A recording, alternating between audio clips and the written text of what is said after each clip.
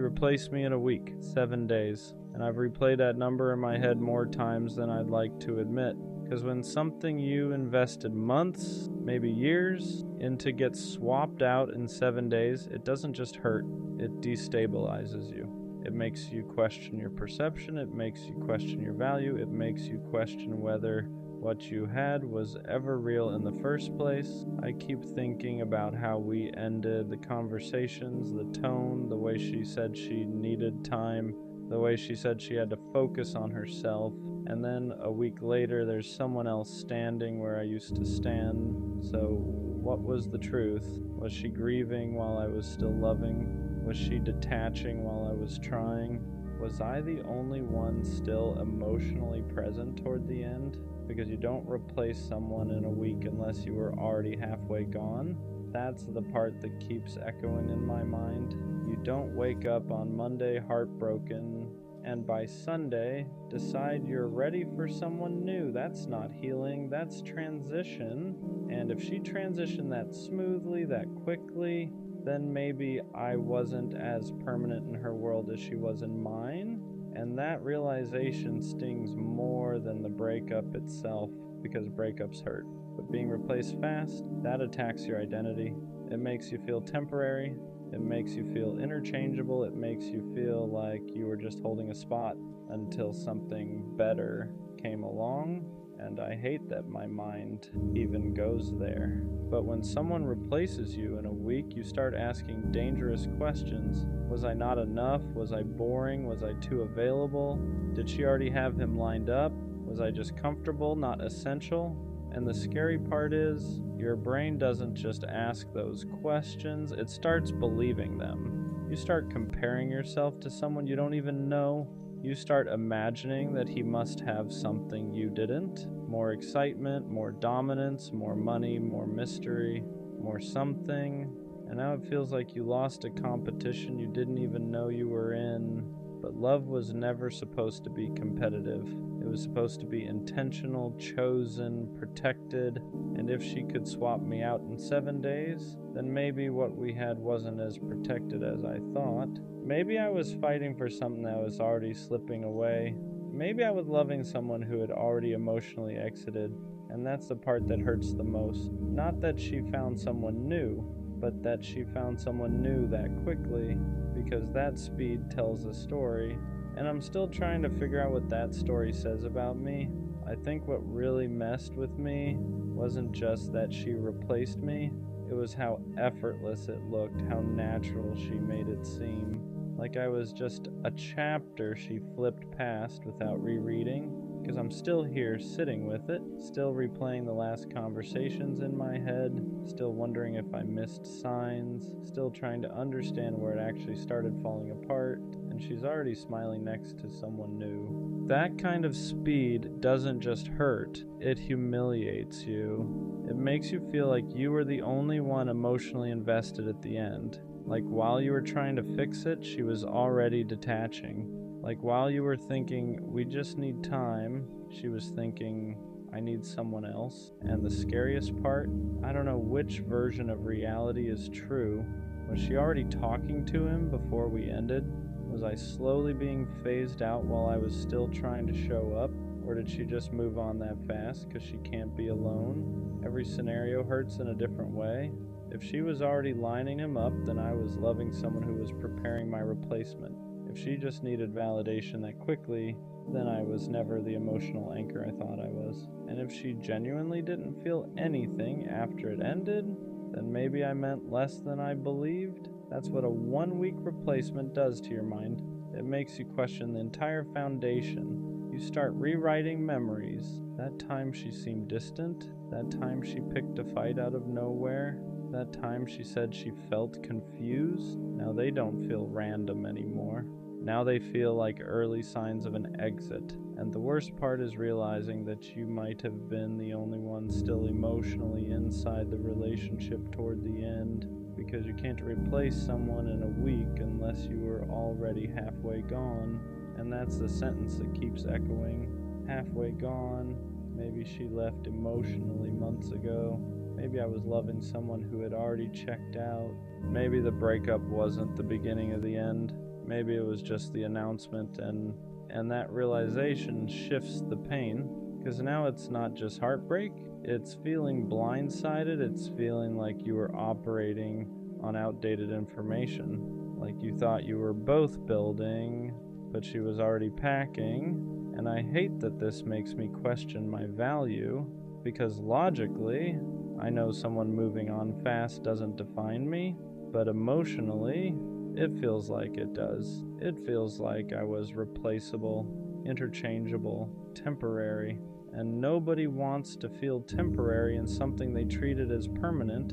I keep thinking about how deeply I committed, how I shut down distractions, how I defended her when people doubted us, how I chose her repeatedly. And now it feels like I was the only one guarding something she was willing to trade. That's what makes it feel unfair. Not that she moved on, but that she moved on like it was easy, like I was just space that needed to be filled.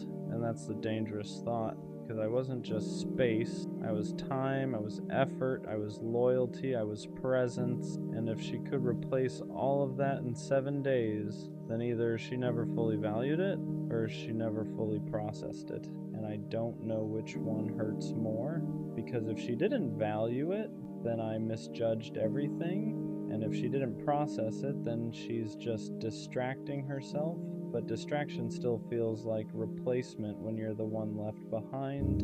And I'm left here trying to rebuild confidence that got shaken by a 7-day timeline, trying to remind myself that speed doesn't equal significance, trying to remember that depth doesn't get erased overnight, because if what we had was real to me, then it was real, even if she replaced it quickly.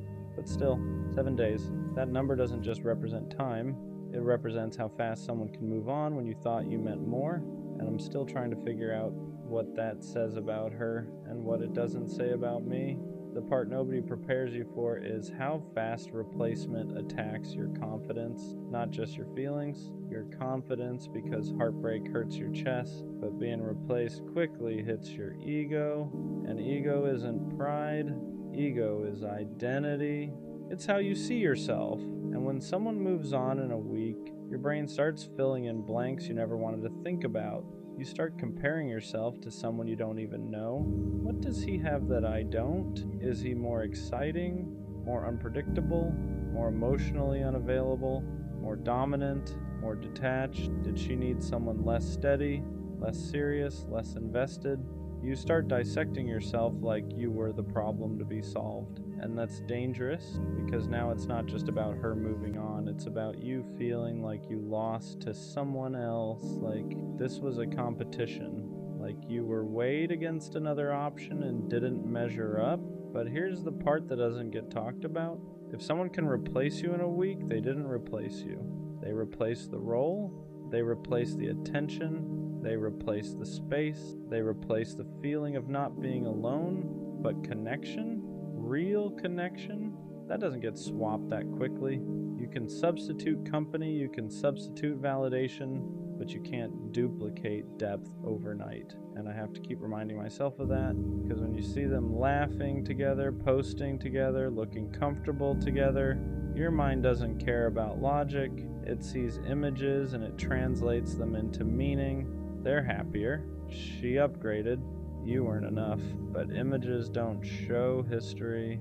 They don't show inside jokes. They don't show late night vulnerability.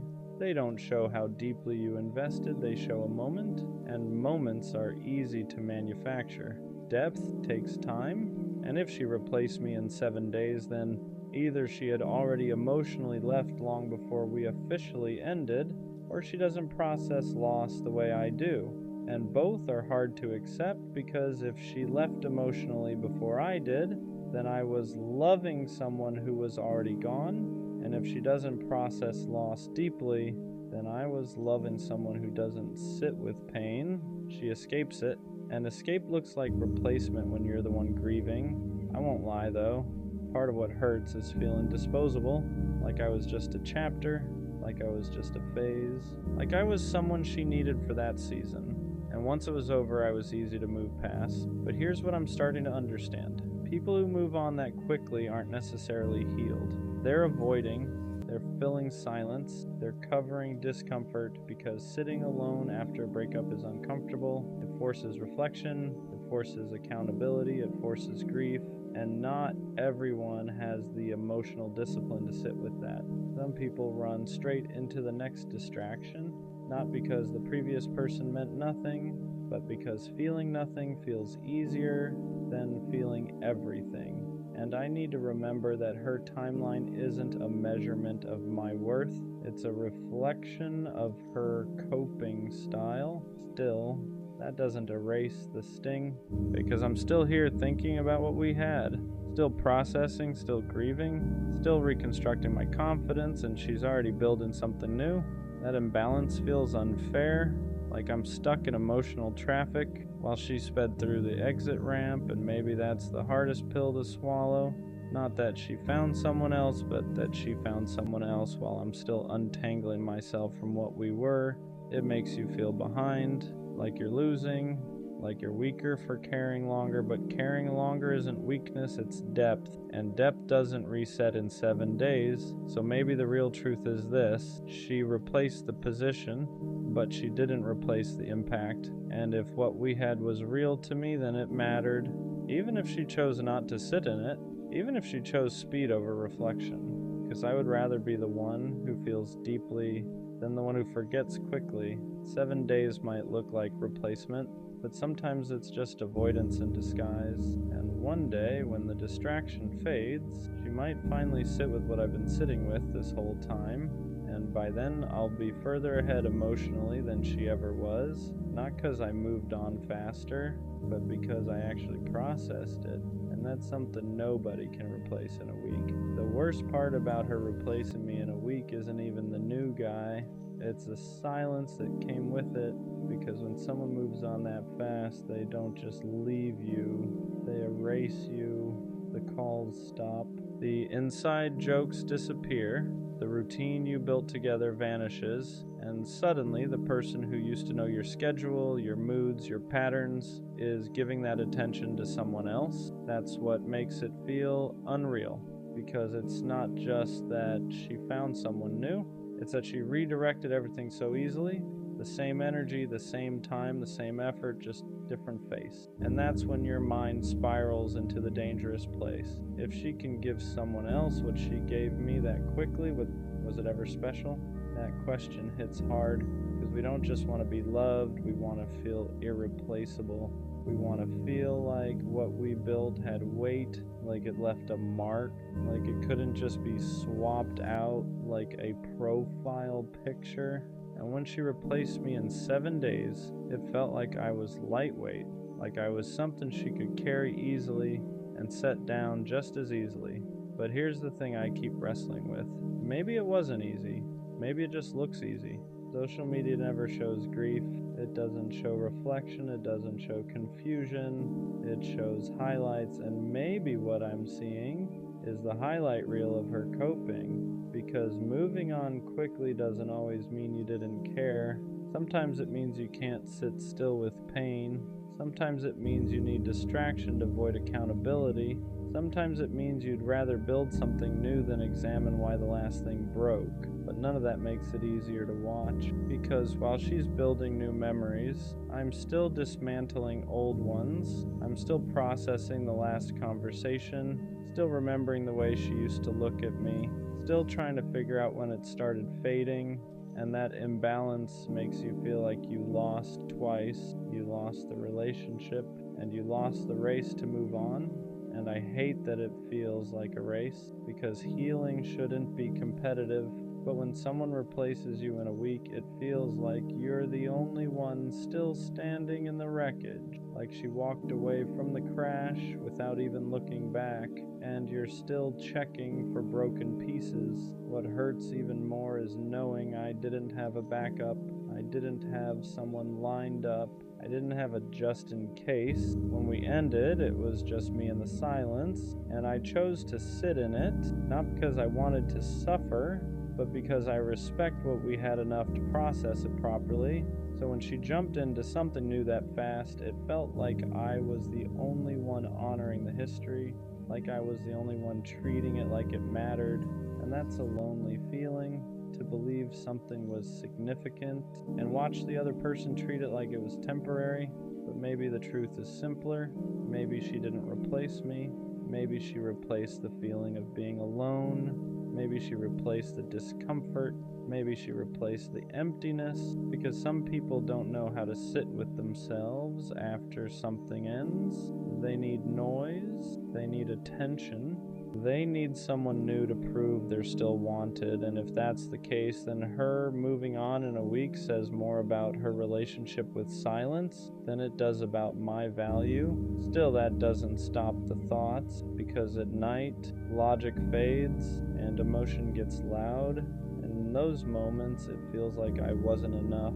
Like if I had been better, stronger, more exciting, more something, she wouldn't have moved on that fast. But I have to remind myself, you can be enough for someone and still not be there forever. You can love someone deeply and still not be what they're built to keep. And if she could replace me in 7 days, then maybe I wasn't meant to stay in her life long term. Maybe I was a lesson. Maybe she was mine. But what I refuse to accept is that I was insignificant, because I know how I loved, I know how I showed up, I know how I committed, and those things don't become meaningless just because someone else moved quickly. If anything, they prove something about me, that I invest fully, that I don't keep backups, that I don't treat people like placeholders. And maybe that's rare. Maybe that's why this hurts more, because I wasn't halfway in. I was all the way in. And when you're all the way in, being replaced feels like being erased, but I'm not erased. I'm just healing at a pace that reflects depth, and depth doesn't reset in 7 days. So yeah, she replaced me in a week, but that week doesn't define my worth. It defines her coping speed. And one day when she finally slows down, she might realize you can replace a person's position, but you can't replace the way they loved you. And that's something no one swaps out in 7 days. There's a different kind of pain that comes from being replaced quickly.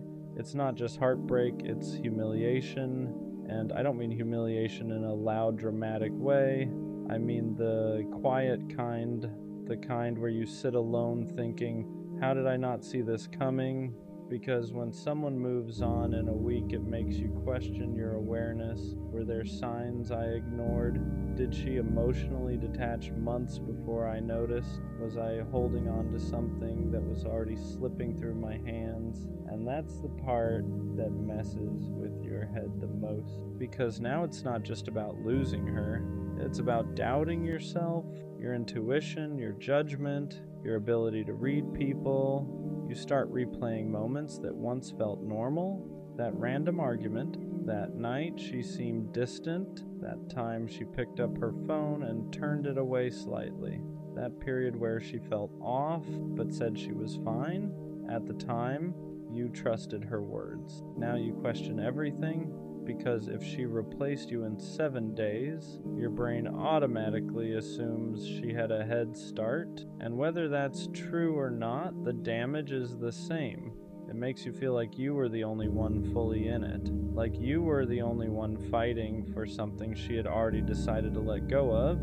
And that imbalance feels like betrayal, even if technically it wasn't, because the emotional timing didn't match. You were still invested, she was already transitioning, and that creates this gap, a painful one, where you're grieving something she already processed, or avoided, or replaced, and it makes you feel late, like you're the last one to realize the relationship was over. And I hate that feeling, because I don't like feeling behind. I don't like feeling like I was operating with outdated information. I don't like feeling like I was loving someone who had already emotionally packed their bags. But maybe that's the reality. Maybe the breakup wasn't the beginning of her detachment. Maybe it was the end of it. Maybe she had already done her grieving while I was still trying to fix things. And that realization hurts in a different way. Because now it's not just that she moved on fast, it's that she moved on before I even knew we were done. And I'm stuck here wondering when it actually ended. Was it weeks before the breakup? Months? Did she slowly disconnect while I was still showing up? Because that's the part nobody prepares you for. the possibility that you were loving someone who was already halfway gone. And if that's true, then I wasn't replaced in a week. I was replaced long before that. I just didn't know it yet. But here's the thing, I'm slowly starting to understand. Even if she emotionally left before I did, that doesn't make me weak. It doesn't make me naive. It means I was committed. It means I was still trying. It means I was operating in good faith. And I'd rather be the one who stayed genuine than the one who quietly exited without saying it, because I know how I loved. I didn't keep options open. I didn't emotionally detach while pretending everything was fine. I didn't start building something new while something old was still alive. When I was in it fully.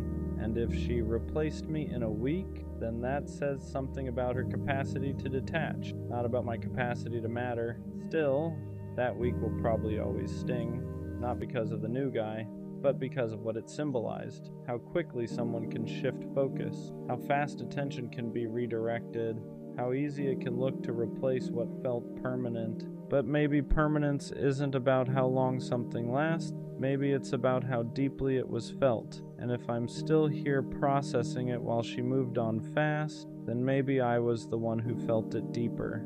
And that doesn't make me the loser. It makes me the one who actually experienced it.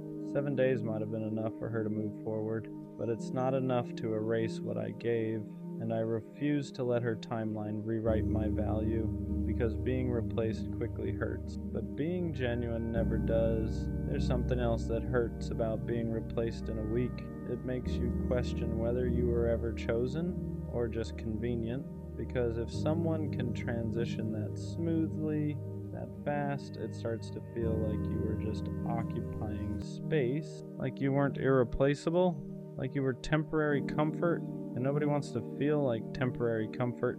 I keep thinking about the way she used to look at me, the way she said things like, I don't see myself with anyone else, the way she made it seem like what we had was rare, and now I'm sitting here wondering how rare something can really be if it can be replaced in 7 days. That's what makes it sting.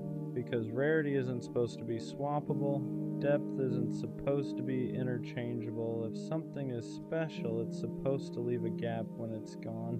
But her life doesn't look like there was a gap, it looks filled immediately. And that creates this internal conflict. Was I overestimating my importance? Did I romanticize something that was lighter to her than it was to me? Because when you care deeply, you assume the other person feels the same weight. You assume the attachment is mutual. You assume the history matters equally, but being replaced quickly makes you realize something uncomfortable. Not everyone feels at the same depth you do. Some people attach fast and detach faster. Some people build quickly and rebuild quicker. Some people don't see relationships as something sacred. They see them as something seasonal. And maybe that's the difference between us. Maybe I treat connection like something that deserves reverence, and she treats it like something that deserves momentum, because momentum doesn't stop, it just redirects, and that's exactly what she did. She redirected. The same attention, the same affection, the same emotional energy, just different recipient, and that's hard to swallow because it makes you feel like the container didn't matter, just the feeling. But here's the part I'm slowly realizing. If someone can redirect their attachment that fast, then maybe what they were attached to wasn't you. It was the feeling of being with someone. And that's not the same thing. There's a difference between loving a person and loving the experience of not being alone. And if she loved the experience more than she loved me, then of course she could replace me quickly, because she wasn't replacing a soul connection, she was replacing the role. And that hurts, but it also clarifies, because I don't want to be someone's role. I don't want to be someone's emotional placeholder. I don't want to be someone's for now. I want to be chosen with intention, held with depth, missed when I'm gone.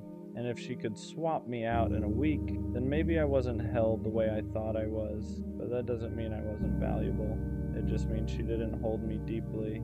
And those are two different things. Still, there's something about the speed that keeps echoing. 7 days. It makes it feel like I didn't leave a mark, like like I didn't leave impact, like I didn't leave space. But I know that's not true because impact isn't measured by how long someone stays single. It's measured by what they learned, what they felt, what they carry forward. And even if she doesn't feel it now, one day when the distraction fades, when the excitement settles, when she's sitting in quiet, she might finally process what she skipped, and by then I won't be waiting. Because here's what I'm starting to understand. Being replaced quickly doesn't mean you were insignificant. It means the other person couldn't sit with loss, and loss reveals maturity. If I'm still here processing, still reflecting, still rebuilding, then I'm not behind, I'm just doing it properly. 7 days might have been enough for her to move forward, but it's not enough to erase who I was, and I refuse to let her timeline determine my value, because I wasn't just someone she dated, I was someone who showed up fully, and that doesn't become meaningless just because someone else showed up faster. She replaced me in a week, but that week says more about her relationship with discomfort than it does about my worth. There's another layer to this that I don't talk about out loud. Anger, not loud anger, not screaming or crashing out. The quiet kind. The kind that sits in your chest when you realize how easily someone redirected what you treated like sacred. Because I stayed loyal, I stayed committed, I stayed focused, and she moved on in 7 days. That makes you question fairness. It makes you feel like you played the game honestly while someone else was already preparing their next move. And I hate that it feels like a game because I never approached it like one. When I was with her, I wasn't scanning the room for upgrades, I wasn't entertaining backups, I wasn't lining up options just in case. I was in it, fully, and now I'm sitting here realizing she either wasn't or she detached long before I knew. And that's what builds resentment. The idea that I was emotionally present while she was emotionally preparing. Because now it feels like I was loyal to a version of her that didn't exist anymore, like I was committed to something she had already mentally ended, and that realization stings. But here's where it shifts, because the anger starts turning into clarity. If she could replace me that quickly, then she was already disconnecting. And if she was already disconnecting, then the relationship wasn't as mutual as I believed. And if it wasn't mutual, then I wasn't losing someone who was fully invested. I was losing someone who was already halfway out. That doesn't make it hurt less, but it reframes it, because now it's not about me being not enough. It's about her not being anchored. Anchored people don't drift that fast. Anchored people don't swap attachments like playlists. Anchored people sit with loss, and if she didn't sit with it, then maybe she never held it deeply, and that realization hurts, but it also frees me, because I don't want someone who can replace depth with distraction. I don't want someone who needs constant attention to feel stable. I want someone who values history, who respects connection, who understands that what you build with someone isn't disposable. And if she replaced me in a week, then maybe I was disposable to her. But that doesn't mean I'm disposable in general. It just means she wasn't built to keep me. And there's a difference. Still, there's a part of me that wonders if she ever thinks about it, if she ever pauses, if she ever compares, if she ever realizes how fast she moved. But I can't live in that space, because waiting for someone to feel what you felt is a trap, and I refuse to trap myself in her timeline. 7 days, that's how fast she moved. But here's the truth. I'd rather take my time healing than rush into something new just to prove I can. I'd rather rebuild properly than distract myself temporarily, because I know what I gave, and I know how I showed up. And I know I don't need to rush into something new to validate that. She replaced me in a week, but I'm rebuilding myself at a pace that lasts, and that's not weakness, that's depth. You know what else being replaced in a week does? It makes you question whether you were ever truly seen. Because if someone really sees you, your patterns, your effort, your loyalty, your depth, they don't just slide into something new like you were a temporary rental. They feel the absence, they sit in it, they notice the difference, and I keep wondering if she noticed the quiet after I stopped calling, if she noticed the lack of consistency I used to bring, if she noticed that the stability I provided isn't something you just duplicate overnight, or if she just filled the silence so fast that there was no space to notice it all. That's what hurt, the possibility that I wasn't deeply registered, that I was experienced but not understood, because there's a difference between being with someone and truly knowing them. And when someone replaces you quickly, it feels like they never fully knew the weight of what they had. It feels like they liked the experience of you, not the essence of you, and I can handle someone not choosing me. But it's harder to handle feeling like I was easy to move past. I keep thinking about how careful I was, how intentional I was, how I didn't play games, how I didn't keep backups, how when things got hard, I leaned in instead of pulling away. And in the end, it feels like none of that slowed her down. 7 days. That number keeps echoing like a clock ticking in reverse, because for me, 7 days after a breakup feels raw. It feels heavy. It feels like I'm still adjusting to the silence, but for her, 7 days was enough to build something new. And that contrast makes you feel like you loved harder than you were loved. And that's a lonely realization, because loving harder isn't something you brag about. It's something you feel when the other person moves on faster, and you're left holding the emotional weight. But here's what I'm starting to see clearly. Just because she moved on quickly doesn't mean she processed it deeply. Speed isn't strength. Speed can be avoidance. Speed can be distraction. Speed can be ego protection. Sometimes people rush into something new not because the old thing meant nothing, but because it meant too much. Because sitting alone would force them to face what they lost, and not everyone is strong enough to sit in that kind of silence, and maybe I am. Maybe the reason I'm still here thinking, reflecting, feeling, is because I actually let it hit me. I didn't numb it, I didn't immediately replace it, I didn't run from it, I sat with it, and sitting with pain requires maturity.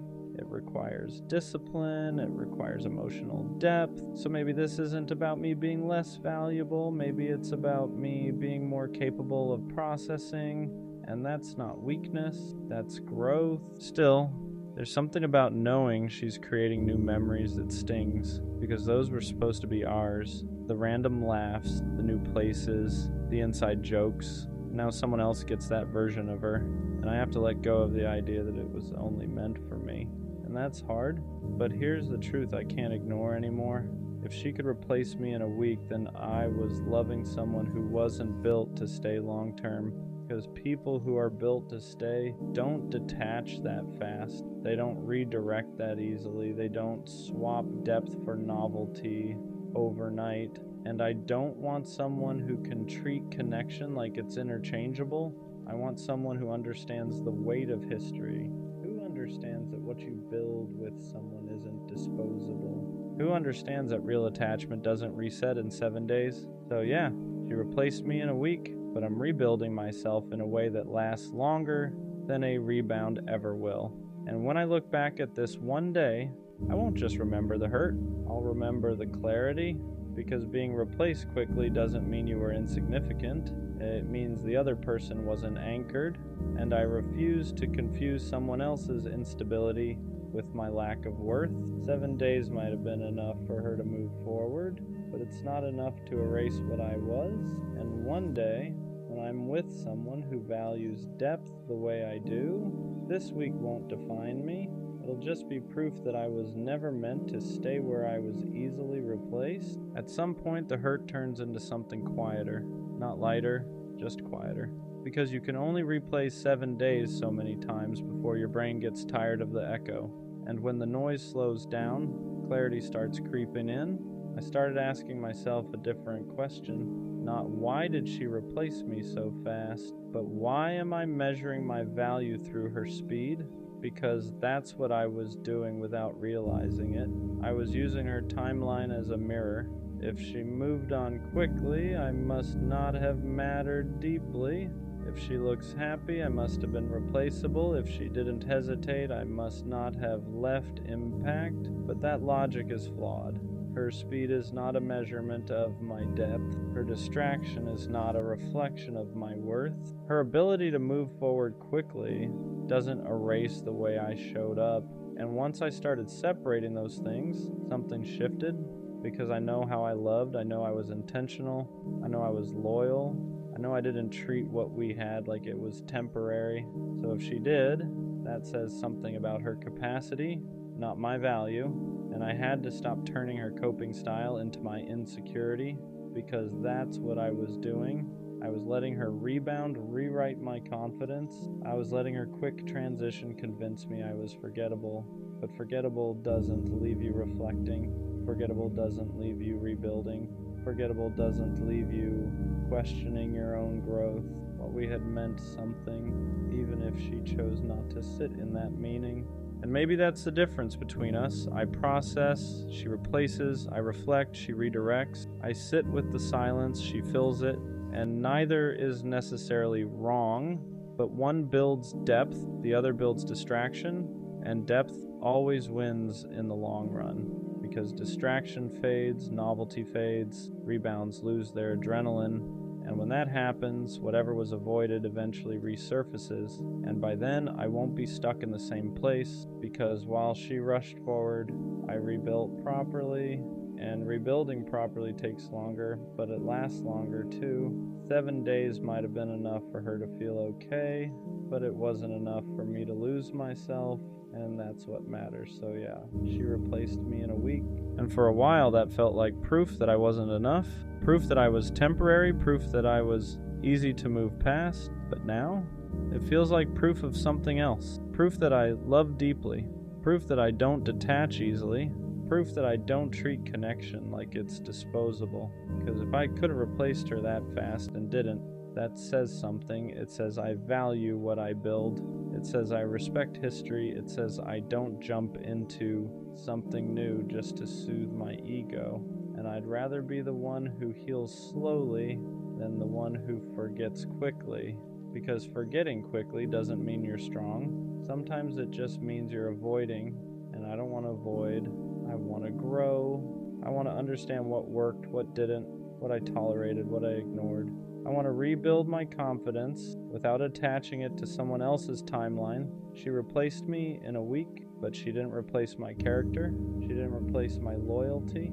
She didn't replace my ability to love fully. And one day, someone is going to experience that depth and recognize it immediately. Not treat it like a placeholder, not treat it like a phase, but treat it like something rare. Because rare things don't get swapped in 7 days. They get protected, so maybe this wasn't about me being replaced. Maybe it was about me being redirected away from someone who could move on that quickly towards someone who won't. 7 days hurt, but it also clarified. I don't want to be in a position where I can be replaced that easily ever again. And the only way to guarantee that is to choose someone who understands the weight of what they're holding, and next time, I will. She said I wasn't man enough, and I won't lie. That one stuck, not because I believe it, but because when someone you love questions your masculinity, it hits somewhere deeper than regular criticism. It's not just about behavior, it's identity. It's everything you thought you were doing right suddenly being reframed as weakness. What does man enough even mean? Because I showed up, I communicated, I stayed loyal. I tried to fix things instead of run from them, but apparently that wasn't enough. Apparently being calm instead of aggressive was a problem. Apparently wanting to talk things through instead of shutting down made me soft. Apparently expressing emotion made me less of a man. And that's when I realized something dangerous. Some people confuse masculinity with dominance. They confuse emotional control with emotional absence. They confuse stability with weakness. And if that's the definition she was using, then maybe I was never supposed to fit it. But still, when she said it, it made me question myself. Because no matter how confident you are, words like that linger. They make you replay moments. They make you wonder if you should have been tougher, colder, less available, less understanding. And that's how toxic standards start reshaping you quietly. I started analyzing everything after that. Was I too patient, too willing to compromise, too quick to apologize? Because I thought being a man meant being responsible, being accountable, being emotionally mature. But maybe she wanted something louder, more dominant, more unpredictable, and that's confusing because society tells men two opposite things. Be strong, but don't be cold. Be vulnerable, but don't be weak. Lead, but don't control. And somehow you're supposed to balance all of it perfectly. So when she said I wasn't man enough, I started wondering, was I too emotionally available? Was I too steady? Was I not exciting enough? But here's the truth that took me time to accept. Being consistent doesn't make you less of a man. Being calm doesn't make you less masculine. Being emotionally intelligent doesn't make you weak. It makes you evolved. And not everyone is comfortable with evolved. Some people are used to chaos, used to intensity, used to men who are hard to access emotionally. So when they meet someone who communicates clearly and stands firm without yelling, it feels unfamiliar. And unfamiliar can feel unmanly to someone who's been conditioned differently. But that's not my problem to fix. The deeper issue wasn't her words. It was what they tried to take from me. My confidence, because when someone attacks your masculinity, they're attacking your foundation. They're saying you're not enough as you are, and that's heavy. But here's what I had to learn. Being man enough means being emotionally unavailable. If it means suppressing how I feel, if it means pretending I don't care, if it means dominating instead of communicating, then I don't want that version of masculinity, because strength isn't loud. It's controlled, it's stable, it's secure enough to not overreact. It's confident enough to not prove itself constantly. And maybe she mistook calm for weak. Maybe she mistook kindness for softness. Maybe she mistook emotional awareness for insecurity. But that doesn't redefine me, it just shows what she was used to. What hurt the most wasn't that she left, it was that she framed it like I lacked something. Like I needed to become more, like I needed to step up into some undefined standard. But love isn't about becoming someone else to fit someone's idea of masculinity. It's about alignment. If she needed someone louder, more dominant, more emotionally distant, that's preference, not proof that I wasn't enough. Wasn't. Because being man enough shouldn't mean performing toughness. It should mean integrity, leadership, emotional control, responsibility, and I had all of that, just not in a way that matched her expectations, and that's okay. I realized something important after sitting with it. The right woman won't question your masculinity. She'll feel safe in it. She won't need you to be aggressive to feel protected. She won't need you to be emotionally shut down to feel secure. She won't test your dominance to measure your worth.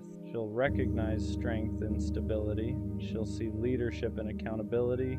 She'll see masculinity in consistency, because real masculinity isn't about intimidation, it's about presence. It's about knowing who you are without needing to prove it constantly. And here's the part nobody talks about. Sometimes when someone says you're not man enough, what they really mean is you're not toxic enough for what I'm used to. Because chaos feels passionate to some people, silence feels strong to some people, emotional distance feels masculine to some people, but healthy masculinity feels boring if you're addicted to instability, and that's not an insult, it's reality. Some people equate unpredictability with strength, and when they meet steadiness, they don't know what to do with it. I had to ask myself something hard. Was I actually lacking, or was I just not performing? Because there's a difference. Lacking means I don't possess something. Performing means I'm pretending to. And I refuse to perform masculinity for approval. I refuse to become colder just to seem stronger. I refuse to suppress my emotional intelligence just to look dominant. Because the right person won't require that. They'll appreciate it. If anything, being called not man enough forced me to define what that means for myself. To me, being a man means standing on your word, protecting without controlling, communicating without yelling, being emotionally disciplined, owning your mistakes, leading with stability, and I did all of that. So if that wasn't enough for her, it doesn't mean I failed. It means we defined strength differently. I won't let one person's perception reshape my identity, because masculinity isn't loud. It isn't about dominance. It isn't about intimidation. It's about internal control. It's about consistency. It's about knowing who you are when no one is watching. And if someone mistakes calm strength for weakness, that says more about what they're used to than what I am. She said I wasn't man enough, but I am man enough to walk away instead of yelling, stay calm instead of escalating, express how I feel instead of suppressing it, choose growth instead of ego. And that's the kind of man I'll stay, because the right woman won't need me to prove my masculinity. She'll feel secure in it, and I'd rather be steady and misunderstood than loud and respected for something I'm not. If being man enough means losing emotional depth, then I'll pass. Because real strength doesn't shout, it stands. She said she needed space, and I believed her, because when someone says that, you don't question it, you respect it, you tell yourself they're overwhelmed, they're figuring things out, they just need time to clear their head. So I gave her that. I didn't chase, I didn't pressure her, I didn't try to force conversations that she clearly wasn't ready to have. I stepped back, because in my head, that's what you do when you care about someone. You don't make things harder for them, you give them room. But what I didn't realize at the time was this: she didn't need space, she just didn't want me. At first I handled it the way you're supposed to. I gave her distance, I stopped texting first, I stopped trying to keep conversations alive, I let the silence sit even when it didn't feel right, because I thought space meant something temporary, like a pause, like something we would come back from. But the silence started stretching longer than it should have, and instead of clarity, it just created confusion, because when someone genuinely needs space, they don't disappear without direction. They don't leave you guessing. They don't make you feel like you're suddenly a stranger. But that's exactly how it started to feel. And deep down, something didn't sit right. Not because I didn't trust her, but because the energy didn't match what she said. Then little things started adding up. Things I didn't notice right away. But once I did, I couldn't ignore them. She wasn't just taking space. She was still active, still talking, still posting, still present, just not with me. And that's when the confusion turned into something else, clarity, because space doesn't mean disappearing from one person while still being available for everything else. Space doesn't look like selective silence, and that's when it hit me. She didn't need space from everything, she needed space from me. That realization is different, because now it's not about understanding, it's about acceptance. You start replaying everything, trying to figure out when it changed, when her energy shifted, when the connection stopped being something she wanted to maintain. Because if it was really about space, she would have come back, she would have explained, she would have made it clear where things stood, but she didn't. She just faded and let the silence say what she didn't want to say directly. And the truth is, space is one of the easiest ways to leave without saying you're leaving. It sounds soft, it sounds understandable, it doesn't create conflict, but sometimes it's just distance in disguise, a way to slowly step out without having to take responsibility for ending it. And I didn't want to see it like that at first, because believing her felt easier than accepting what was actually happening. Because if I accepted it, then I had to admit something I wasn't ready for, that I wasn't someone she was trying to hold on to. I was someone she was slowly letting go of. And that's a different kind of pain, because it's quiet. There's no argument, no clear ending, just distance that keeps growing until you finally understand what it means. For a while I kept thinking she'd come back, that once she had her space, things would go back to how they were. Because when something feels real, you don't expect it to end like that. You expect a conversation, closure, something. But sometimes the absence is the answer. And that's what I had to learn the hard way. And once I stopped waiting, everything started making more sense, because I wasn't confused anymore. I wasn't questioning where I stood. I wasn't trying to interpret silence. I just saw it for what it was. She didn't need time. She made a decision, just not one she wanted to say out loud. And yeah, That hurts, not just because she left, but because of how she did it. Because honesty would have been easier to respect, clarity would have been easier to accept, but instead, I was left trying to understand something that was never explained, and that kind of ending stays with you for a while, so yeah. She said she needed space, but what she really needed was distance from me, and now I understand something clearly. The right person doesn't disappear to figure out if they want you. They don't leave you in silence, they don't make you question everything. They communicate, they stay, they choose. So next time, I won't confuse silence with patience. I won't wait around for someone who already stepped away. Because when someone truly wants you, they don't need space to decide it. I don't care how corny it sounds. I'm not going to stop being a lover. Not until I get the kind of love I've always imagined. The kind where there's no confusion, no wandering attention, no half-interest disguised as effort. Just one person, and a world that feels smaller because of it. I want love where focus doesn't drift, where nobody else even registers, where loving them feels instinctive, not forced. The kind of love that doesn't try to be cinematic, it just is. Two people driving with no destination, standing in open fields, traveling for no reason other than wanting to be together. The kind of love you don't just feel in your chest, you feel it in your soul, hot, intense, alive. And I don't understand how people walk around pretending that kind of love doesn't matter. Like love is casual, like attachment is embarrassing, like caring deeply is something you should hide, because love is everything. It's sharing the world with someone, learning their habits, reading their moods, knowing them in ways no one else does. It's going from stranger to someone you can't imagine life without.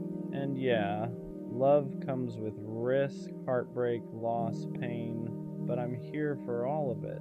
Because if that's the price of loving deeply, I'll pay it. I'll take the uncertainty, I'll take the scars, I'll take the ache that comes with caring. What makes it hard sometimes isn't loving deeply, it's loving deeply in a world that pretends not to care. People act like being attached is weak, like wanting someone fully is desperate. They call it being nonchalant. They call it cool. They call it protecting yourself. But to me, it just feels empty. I don't want love that's casual. I don't want half interest. I don't want to pretend I wouldn't be devastated if I lost someone I truly cared about. I want to feel it, all of it. I want the kind of love where my heart is completely in, no exits, no backups, no pretending. And yeah, that makes me vulnerable. It means I get hurt easier. It means I feel things more intensely, but I'd rather feel everything than live numb just to look unbothered. Because loving deeply isn't weakness, it's courage. It takes guts to say, I want you fully. I'm choosing you. I'm not scared to care. And maybe that's why it feels lonely sometimes, because not everyone is built to love like that. Some people close their hearts after pain. Others keep theirs open, not because they're naive, but because they refuse to let disappointment turn them cold. You don't love deeply because it's easy. You love deeply because it's who you are. And even when it costs you, you'd still rather feel everything than live a life that feels hollow. You already know how this can end. You know love can break you. You know it can leave scars. You know it can take pieces you don't get back. And still, you choose it. Not because you're reckless, not because you're desperate, but because a life without love feels smaller than a life with heartbreak. You're not chasing perfection, you're chasing connection. The kind that makes ordinary moments feel alive, the kind that makes the world feel louder and quieter at the same time. And once you've felt even a glimpse of that, you can't pretend you don't want it anymore. So yeah, you risk it again, you open your heart again, you believe again. Not because you forgot the pain, but because you decided it wasn't stronger than your capacity to love. Being a lover boy doesn't mean you ignore reality. It means you face it and still choose love anyway. You're not asking for perfection, you're asking for presence, for a love that feels mutual, chosen, clear. And wanting that doesn't make you unrealistic, it makes you honest. Because once you know how deeply you can love, You stop settling for anything that asks you to dim that fire. So, no, the lover boy in you isn't dying. He's just waiting. And when the right love finally arrives, he'll be ready. What people don't realize is how much strength it takes to stay soft in a world that rewards detachment. It's easier to act unbothered, easier to keep things light, easier to pretend you don't care that much, but you were never built that way. You don't love halfway, you don't feel quietly. When you care, it shows in your effort, in your loyalty, and how present you are. And that's exactly what people try to shame out of you. They tell you you're too much, too attached, too intense. Like love is something you're supposed to ration. So sometimes you wonder if you should change, if caring less would protect you, if closing off would finally make things easier. But every time you try, it feels wrong, because pretending not to care cost you more than heartbreak ever did. You don't want to love where you're constantly monitoring yourself, where you have to downplay your feelings to seem cool. You want to love where effort isn't embarrassing, where loyalty isn't laughed at, where wanting someone fully isn't treated like a flaw. And yes, that kind of love is rare, not because it doesn't exist, but because not everyone has the capacity for it. Some people love with caution, some love with conditions, some love with one foot out the door. You love with your whole chest, and that means when it ends, it hurts differently. You don't just lose a person, you lose the future you already pictured, the version of yourself that only existed with them. But even after that pain, you don't harden, you don't turn cold, you don't become bitter, you grieve, and then you stay open. Not because you're naive, but because you understand something others don't. Love isn't dangerous. Avoidance is. A life spent protecting yourself from ever being hurt is a life spent never being fully alive. So you keep choosing love, even when it costs you, even when it scares you. Because being a lover was never about guarantees. It was about courage. And no matter how many times the world tells you to be smaller, to care less, to guard your heart, you don't. Because the lover boy in you knows one truth. A heart that can love deeply is never something to be ashamed of. People who love like you often feel out of place, not because there's something wrong with them, but because the world isn't built for hearts that don't know how to love halfway. You walk into spaces where everyone is guarding themselves, where effort is calculated, where caring too much is treated like a mistake you should have learned from by now. And you can feel it, the hesitation, the emotional distance, the way people keep one foot out the door just in case. Meanwhile, you're standing there ready to choose someone fully if they'd just meet you halfway. That contrast can feel isolating. You start wondering if you're outdated, if your way of loving belongs to another time, another kind of world, because it feels like everyone else is playing it safe while you're still willing to risk your heart, and that makes you stand out. Not loudly, but deeply. You don't bond casually, you don't talk just to fill silence. When you connect, you notice things others miss, you remember details people forget, you show up in ways that don't disappear easily, and that kind of presence can be uncomfortable for people who aren't ready to be seen that closely. So they pull back, they joke about you caring too much, they call your intensity a lot. Not because it is, but because they don't know how to match it. That's the part that hurts, realizing you're not too much, you're just too deep for people who only know how to skim the surface. You don't want love that feels convenient, you want love that feels intentional. You don't want someone who chooses you when it's easy. You want someone who chooses you because they mean it. And yeah, that narrows the field. It means you'll feel alone sometimes. It means you'll walk away more than you stay. It means you won't fit everywhere. But fitting everywhere was never the goal. The longing was. The lover boy in you isn't broken because he doesn't blend in. He just hasn't found the place where his kind of love is spoken fluently. And when he does, it won't feel like standing out anymore. It'll feel like coming home. Loving this deeply almost always comes with loneliness first. Not because you're doing something wrong, but because alignment takes time. When you love with your whole heart, you don't rush into anything just to feel chosen. You don't settle for attention that fades. You don't accept half presence just to avoid being alone. And that means there are stretches where it feels like everyone else has someone and you don't. You watch people pair up quickly, jump from connection to connection, call it love because it fills the space, and sometimes you wonder if you're being too patient, too selective, too unwilling to compromise. But deep down, you know the truth. You're not afraid of being alone. You're afraid of being half-loved. You don't want a relationship that feels like constant self-editing, where you have to mute your feelings, where your intensity is treated like a problem instead of a gift. So you wait, not passively, intentionally.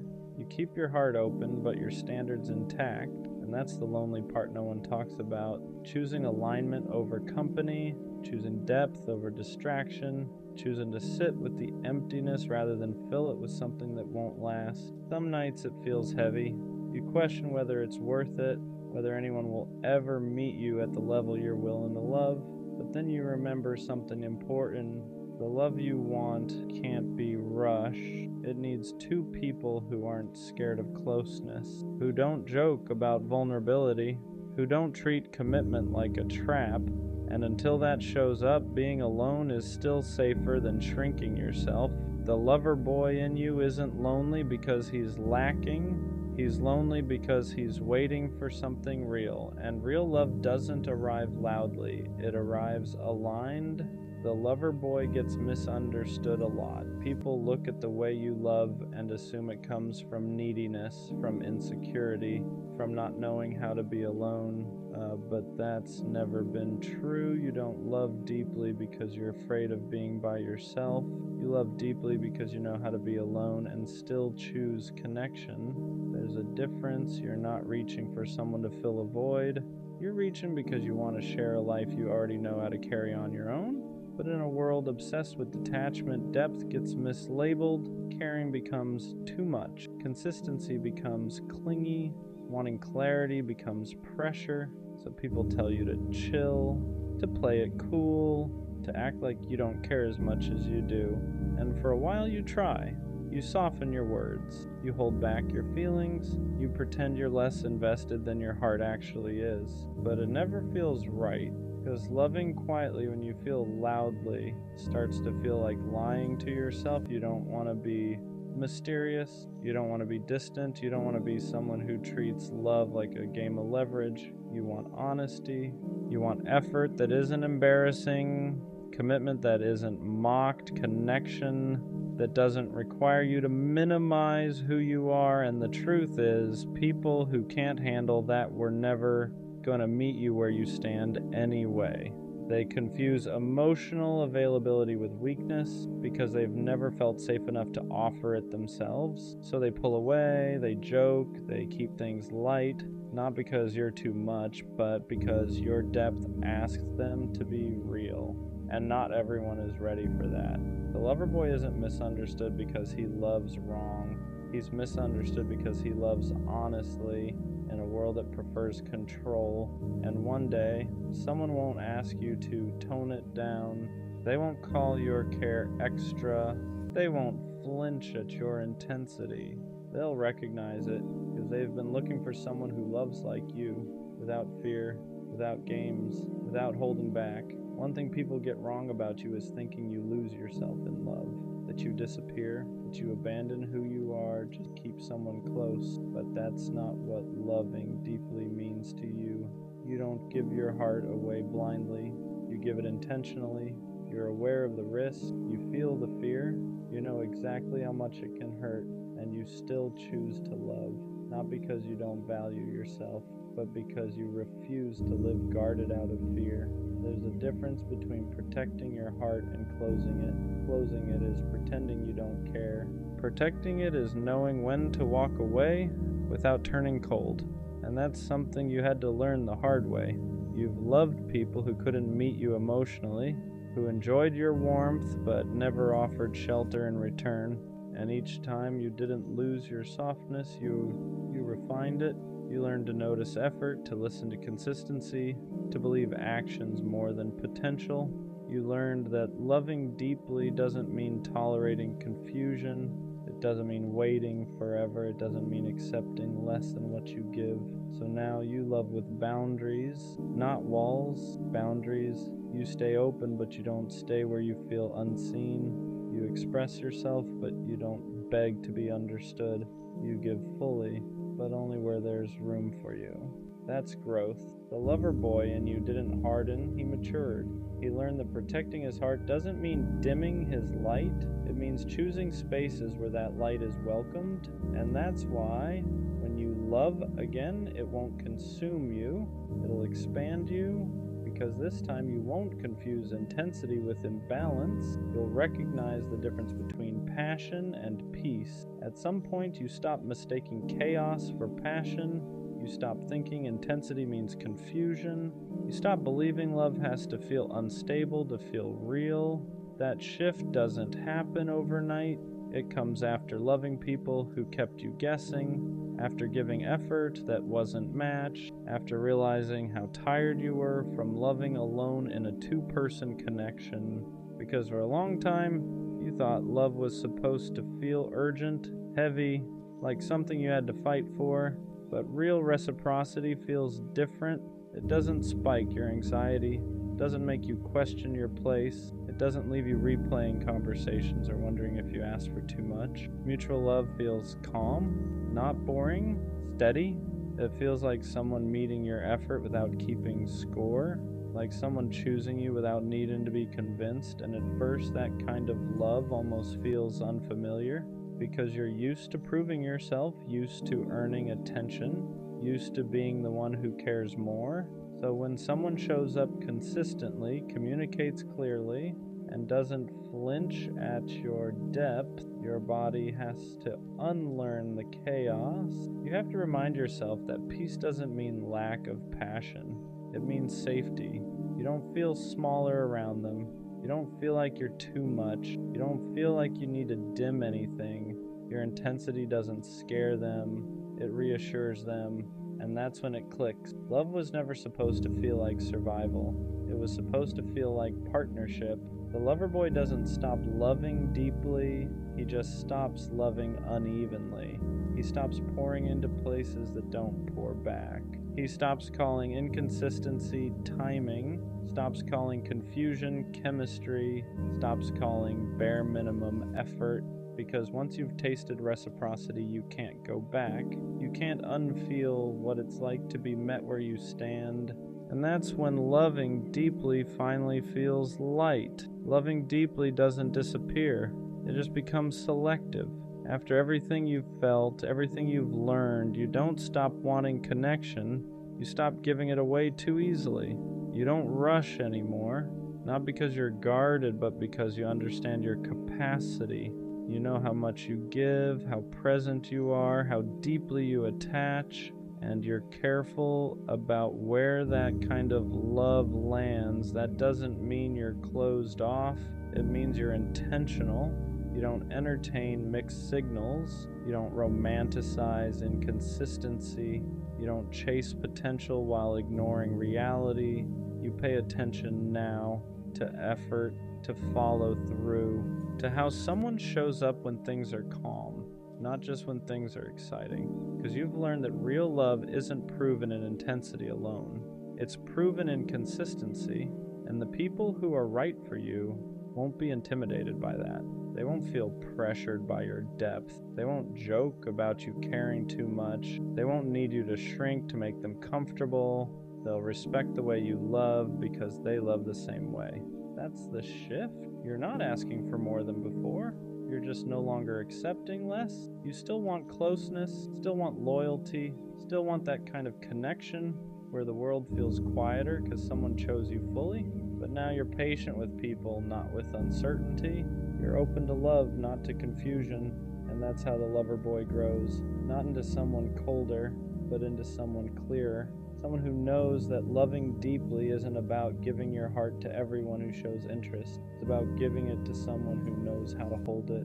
Before the right love shows up, the lover boy is usually alone for a while. not because he can't find connection, but because he refuses to force it. He's learned what happens when you fill space just to avoid loneliness, how quickly comfort turns into compromise, how easy it is to lose yourself when you accept something that doesn't fully meet you. So he chooses solitude instead, and solitude teaches him things love never could. It shows him who he is without anyone else's expectations, without adjusting his emotions, without holding back his intensity to make someone stay. He learns how to sit with himself, how to enjoy quiet, how to be fulfilled without external validation. And that's important, because when you know how to be alone, you stop accepting love that feels like abandonment in disguise. During this time, he doesn't become detached, he becomes clear about what drains him, clear about what feels safe, clear about the kind of love that actually aligns with who he is. He stops craving attention, stops mistaking chemistry for compatibility, stops confusing being wanted with being understood. And yes, some days are heavy. He still wants connection, still imagines sharing moments with someone, still feels that pull toward closeness. But the difference now is that he won't trade his peace for proximity. He knows the right love won't require him to chase, won't ask him to question his worth, won't make him feel like he has to earn care. So he waits, not anxiously, not desperately, but confidently, because he understands something now. Being alone isn't a punishment. It's preparation. It's a space where he becomes exactly the version of himself the right love will recognize immediately. And when that love finally arrives, it won't feel like relief. It'll feel familiar. The lover boy was never naive. He knew what love could cost him. He knew how deeply it could hurt. He knew it could break him, leave marks he'd carry for years, and he chose it anyway. Not because he didn't understand the risk, but because a life without love felt smaller than a life with scars. For a long time, he thought loving this way was a flaw, something he'd eventually outgrow, something pain was supposed to cure, but it never did. Every heartbreak slowed him down, made him more careful, more aware, but it never killed that part of him that wanted connection, because loving it deeply was never a phase. It was part of his design. He wasn't meant to love casually. He wasn't built for half interest or emotional distance. He was built to choose one person and mean it. That's why it hurt more. That's why waiting felt heavier. That's why walking away took courage. But all of it shaped him.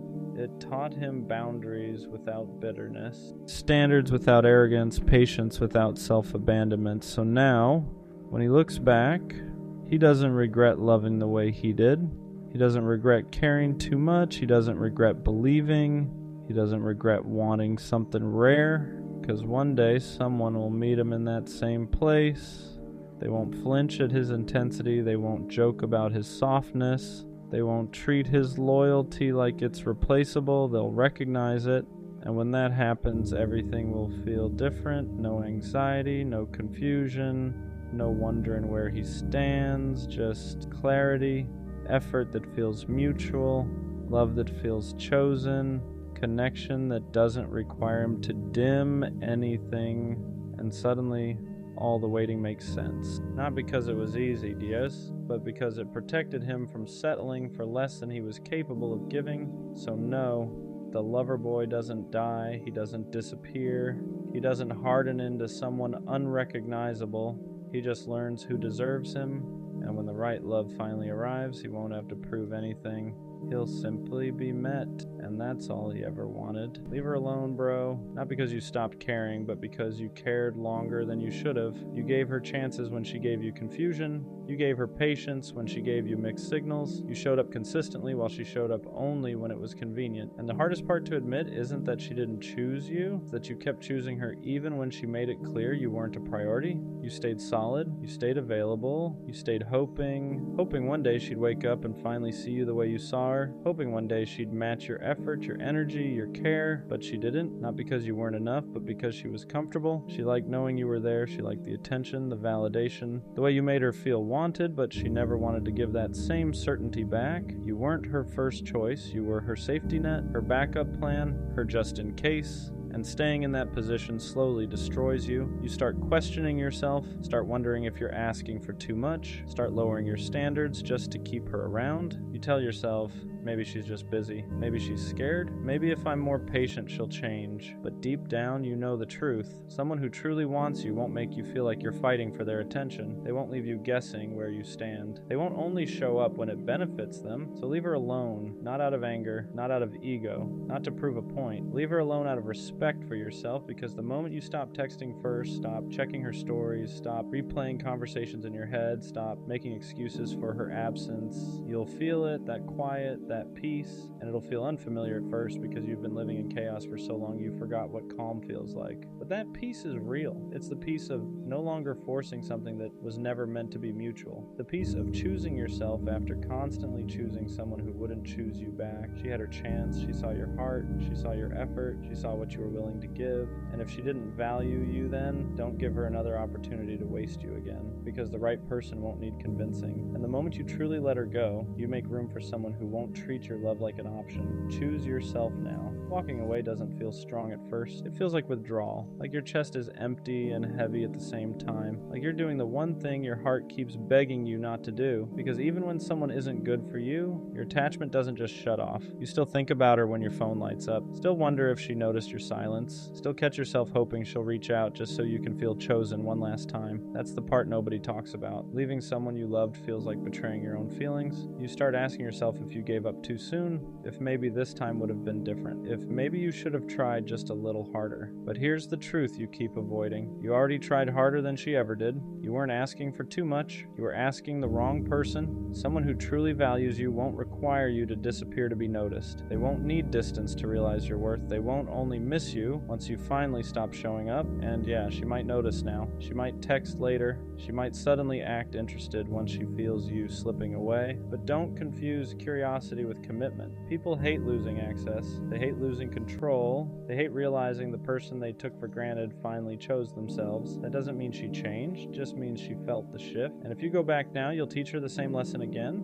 that she can give you the bare minimum and still keep you around. Leaving is not about punishing her, it's about protecting you. It's about choosing sleep over stress, peace over potential, consistency over confusion. You're not cold for walking away, you're not heartless for setting a boundary, you're not weak for needing more than uncertainty, you're human, and you deserve a love that doesn't make you feel like you're slowly disappearing just to keep someone comfortable. Walking away hurts, but staying where you're not valued hurts longer, and one day, when the noise finally fades, you'll realize you didn't lose her. You found yourself again. Leaving her alone doesn't mean the feelings disappear. It means you finally stop letting those feelings control you. Because the hardest part isn't cutting contact. It's sitting with the silence afterward. It's waking up and realizing there's no good morning text to send, no story to check, no excuse to reach out, just to see how she's doing. Your brain will try to trick you. It'll replay the good moments, the laughs, the nights where it felt real. It'll tell you that maybe you imagined the distance, maybe you were asking for too much, maybe if you just explained yourself better she would have stayed, but you already explained yourself through effort, through patience, through showing up when it wasn't convenient. Love doesn't need translation. If she wanted to choose you, she wouldn't have kept you guessing. She wouldn't have made you feel like your presence was optional. She wouldn't have treated your consistency like something she could always come back to later. You weren't confusing. You were clear. She just wasn't committed. And yeah, it hurts realizing that the person you'd fight for wouldn't even fight for clarity with you. That's when you have to stop romanticizing the potential and start respecting the reality. Reality is this: you were giving girlfriend level energy to someone who kept you at arm's length.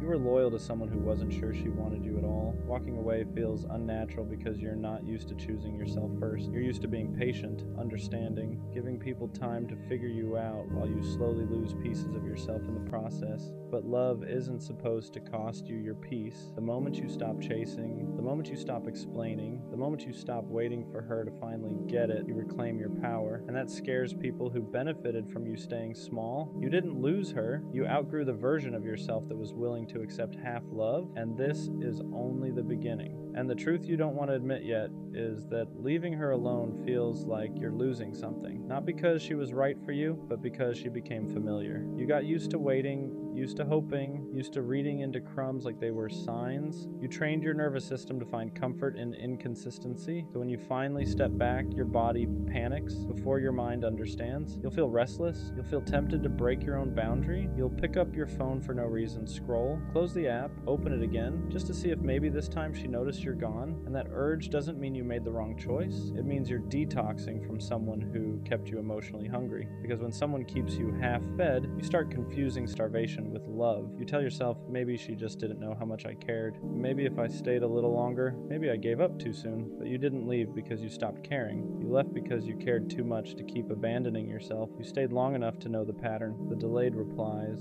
the empty apologies, the promises that never turned into action. You stayed long enough to realize that if someone wanted to show up for you, you wouldn't have to convince them. And deep down, you know that. That's why the silence hits different now. It's not empty, it's honest. For the first time, you're not waiting for her mood to decide your worth. You're not shrinking yourself to stay chosen. You're not wondering if today's the day she finally treats you right. And yeah, it hurts. Because healing doesn't feel peaceful at first. It feels lonely. But loneliness with self-respect will always be quieter than love that keeps you anxious. One day you'll look back and realize leaving her alone was the moment everything started changing. Not because she came back, but because you finally came back to yourself. At some point, you have to ask yourself a hard question. How long are you willing to wait for someone to finally treat you right? Not because they're evil, not because they're a bad person, but because they keep showing you over and over that you're not a priority. And the scary part, you already know the answer. You've known it for a while. You just didn't want to accept it. Because accepting it means admitting that the future you imagined with them was built more on hope than reality. You weren't in love with what was happening. You were in love with what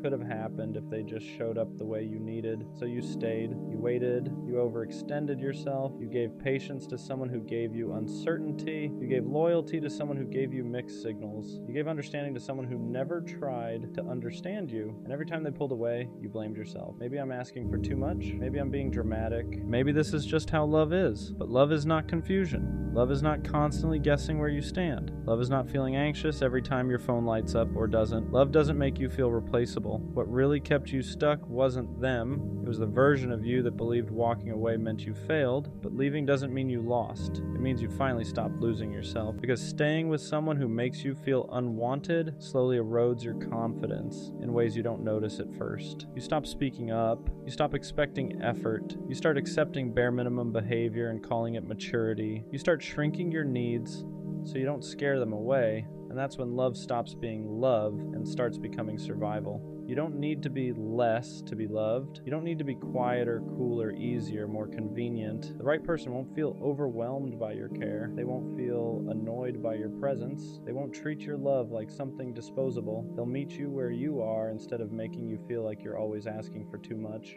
And yeah, choosing yourself feels lonely at first because you're breaking a habit. You're breaking the habit of chasing, the habit of waiting, the habit of hoping someone will finally choose you. But peace doesn't arrive loud. It arrives quietly.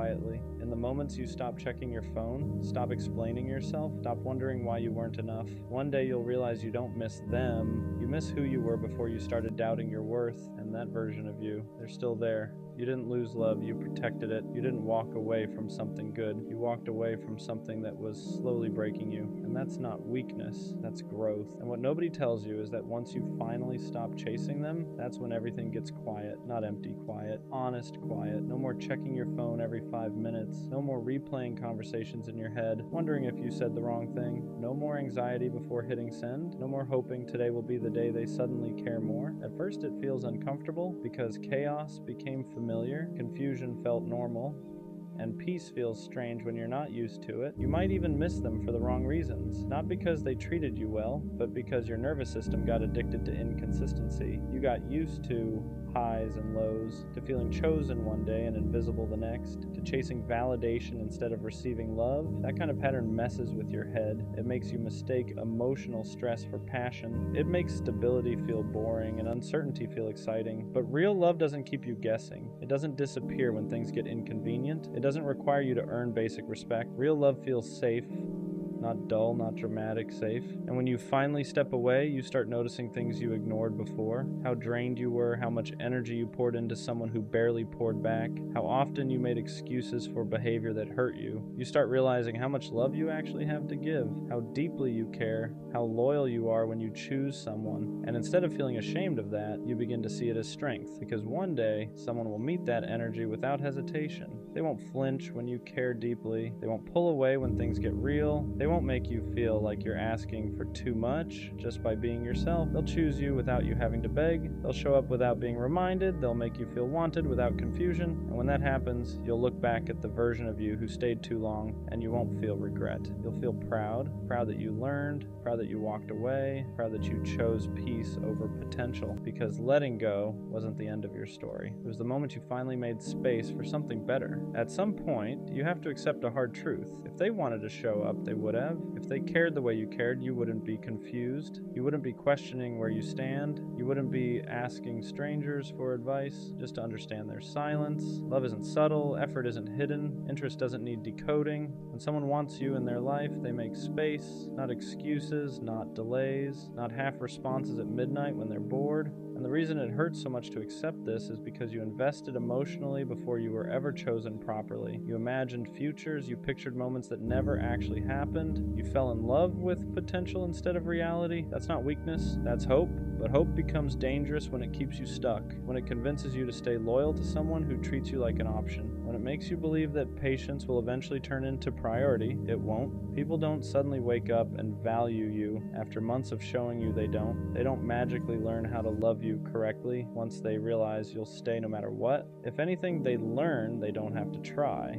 And that's why walking away feels so heavy, because you're not just letting go of them. You're letting go of the version of the future you created in your head. You're grieving something that never fully existed. That kind of loss is real. You'll miss the idea of them more than the person. You'll miss what you hoped they'd become, not what they actually showed you. And that's okay. Healing doesn't mean pretending it didn't matter. It means being honest about why it did and still choosing yourself anyway. You don't need closure from someone who couldn't communicate. You don't need answers from someone who avoided accountability. Their behavior already told you everything. Silence is an answer. Distance is a decision. Inconsistency is a choice. And once you stop chasing clarity from people who benefit from your confusion, you start reclaiming your power. You stop over-explaining. You stop proving your worth. You stop shrinking yourself to fit someone else's comfort. You realize you were never asking for too much. You were just asking the wrong person. And when that finally sinks in, you don't become bitter, you become selective. You start protecting your heart the same way you used to give it away. You start choosing peace over chaos, consistency over excitement, respect over attachment. Let them go, not because they're a bad person, but because they weren't your person. And the moment you truly accept that is the moment your life starts opening up in ways you couldn't see before. And the craziest part is, once you stop chasing them, you start noticing how quiet it gets. Not the painful kind of quiet, but the kind where your nervous system finally gets a break.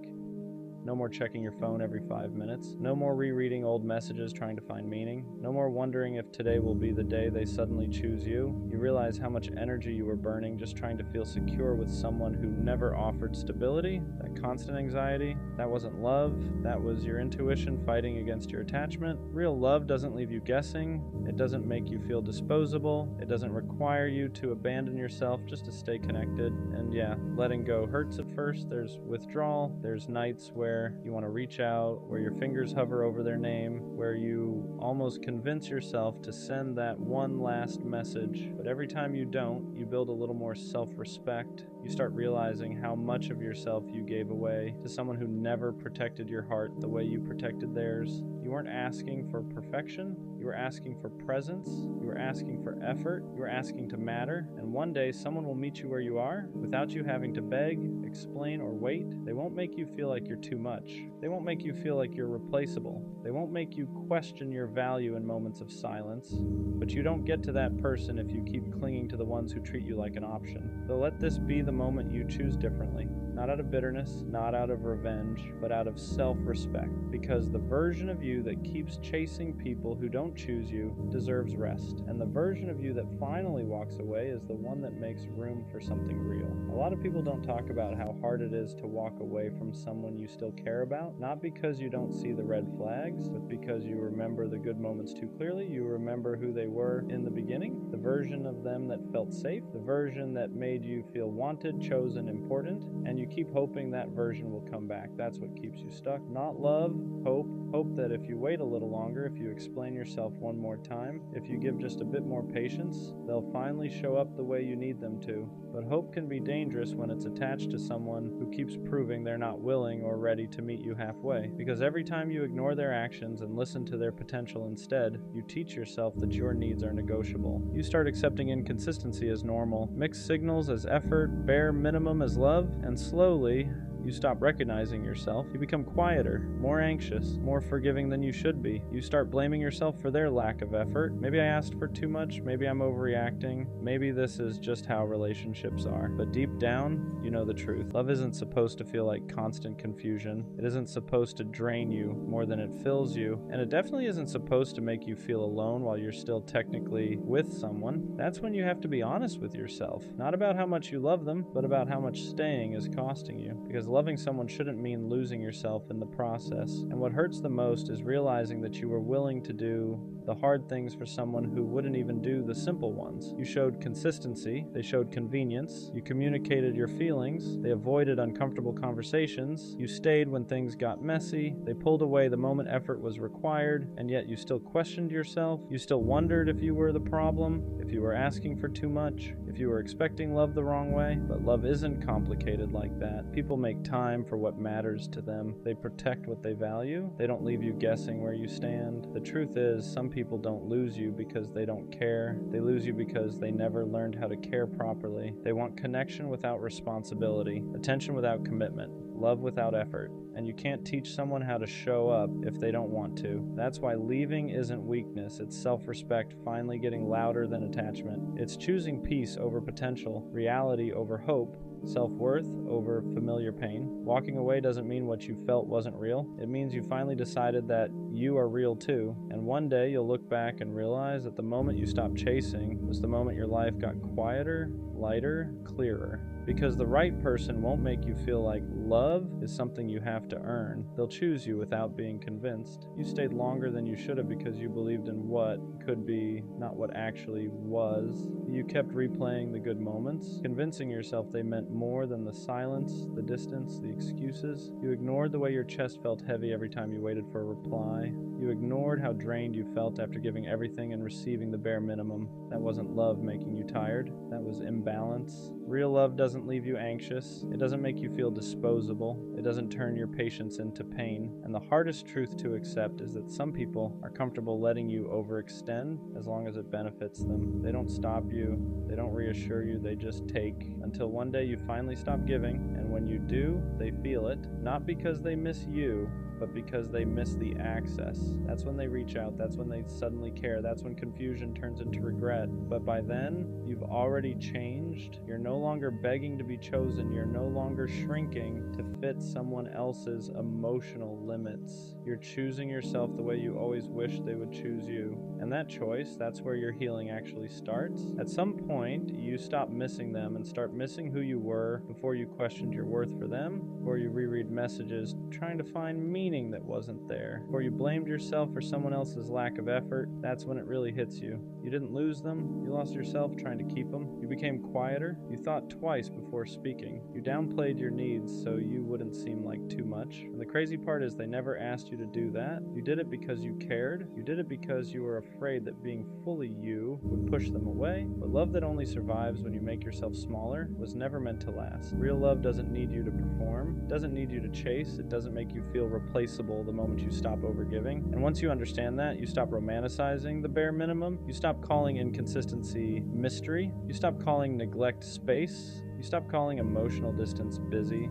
You see it for what it really was. Someone enjoying your presence without respecting your heart. That realization hurts, but it also frees you, because now you know you're not asking for too much. You were just asking the wrong person. And the next time someone comes along, you won't beg them to stay. You'll watch how they show up. You'll notice how they choose you without being asked, and if they don't, you'll walk away sooner. Not because you don't care, but because you finally do. And there comes a point where the pain shifts. It's no longer about missing them. It's about realizing how much of yourself you gave away just to keep them comfortable. You start remembering moments where you stayed quiet even though something hurt. Moments where you said, "It's fine," when it really wasn't. Moments where you lowered your standards because you didn't want to seem demanding. You replay conversations in your head and notice how often you explained yourself, how often you justified their behavior, how often you made excuses for why they couldn't show up the way you needed, and that's when it finally clicks. You were never asking for too much. You were asking the wrong person to do what they were never willing to do. You weren't needy. You were neglected. You weren't overthinking. You were being given mixed signals. You weren't insecure. You were emotionally starved. And once you see that, you can't unsee it. You realize how exhausting it was to love someone who only showed up halfway, how draining it was to constantly wonder where you stood with them, how heavy it felt to care more than you were cared for. That kind of love doesn't make you feel safe. It keeps you anxious. It keeps you waiting. It keeps you stuck in a cycle of hoping they'll change while slowly losing yourself. And the saddest part, they benefited from your patience, from your loyalty, from your willingness to stay even when it hurt. You don't get rewarded for suffering in silence. You don't get love by proving how much pain you can tolerate. Love is supposed to feel steady. It's supposed to feel mutual. It's supposed to feel like effort is being met with effort, not excuses. So choosing yourself isn't selfish. It's necessary. It's deciding that you won't keep pouring into someone who leaves you empty. It's realizing that peace feels better than chasing potential that never becomes real. And when you finally choose yourself, you don't become cold. You become clear. Clear about what you deserve. Clear about what you won't accept again. Clear about the fact that the right person won't make you question your value in the first place. After you choose yourself, something strange happens. The noise quiets down. Your phone feels lighter. Chest doesn't feel so tight all the time. You stop waking up with that anxious feeling,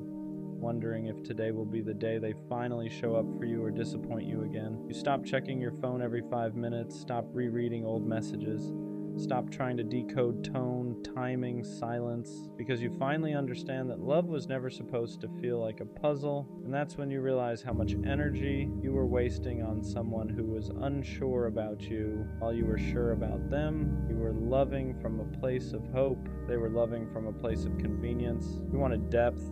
They wanted access. You wanted consistency. They wanted control without responsibility. And once you step back, you see how one-sided it really was. You notice how you were always the one adjusting, always the one compromising, always the one reaching out first, always the one trying to keep things alive. That's not love, that's survival mode. Real love doesn't make you feel disposable, doesn't make you feel like you're asking for too much just for wanting basic respect. And here's the hardest truth to accept. Potential means nothing without effort. You weren't in love with who they were. You were in love with who they could be, the version of them that only existed in your head. But you can't build a future with someone's maybe. You can't heal by holding on to what-ifs. So you stop romanticizing the bare minimum. You stop giving credit for intentions that never turn into action. And slowly, your standards rise back up to where they were always meant to be. You start asking better questions. You start walking away sooner. You stop explaining your worth to people who never planned to value it. And the craziest part, the moment you stop settling, you realize how much you were settling before. You realize you don't miss them. You miss the version of yourself that believed love had to hurt to be real, but it doesn't. Love can be calm. Love can be safe. Love can feel like rest instead of stress. And once you experience that, you'll never beg for confusion again. Leaving her alone doesn't mean you stop caring overnight. Doesn't mean you suddenly forget her laugh, her voice, the way she made things feel alive for a moment. It means you finally accept the truth you've been avoiding. That love without reciprocity will slowly drain you until there's nothing left. You were pouring into someone who never learned how to pour back. And no matter how patient you were, no matter how consistent you stayed, you can't teach someone to value you if they don't want to. You kept telling yourself, maybe she's just going through something. You made excuses for the missed calls.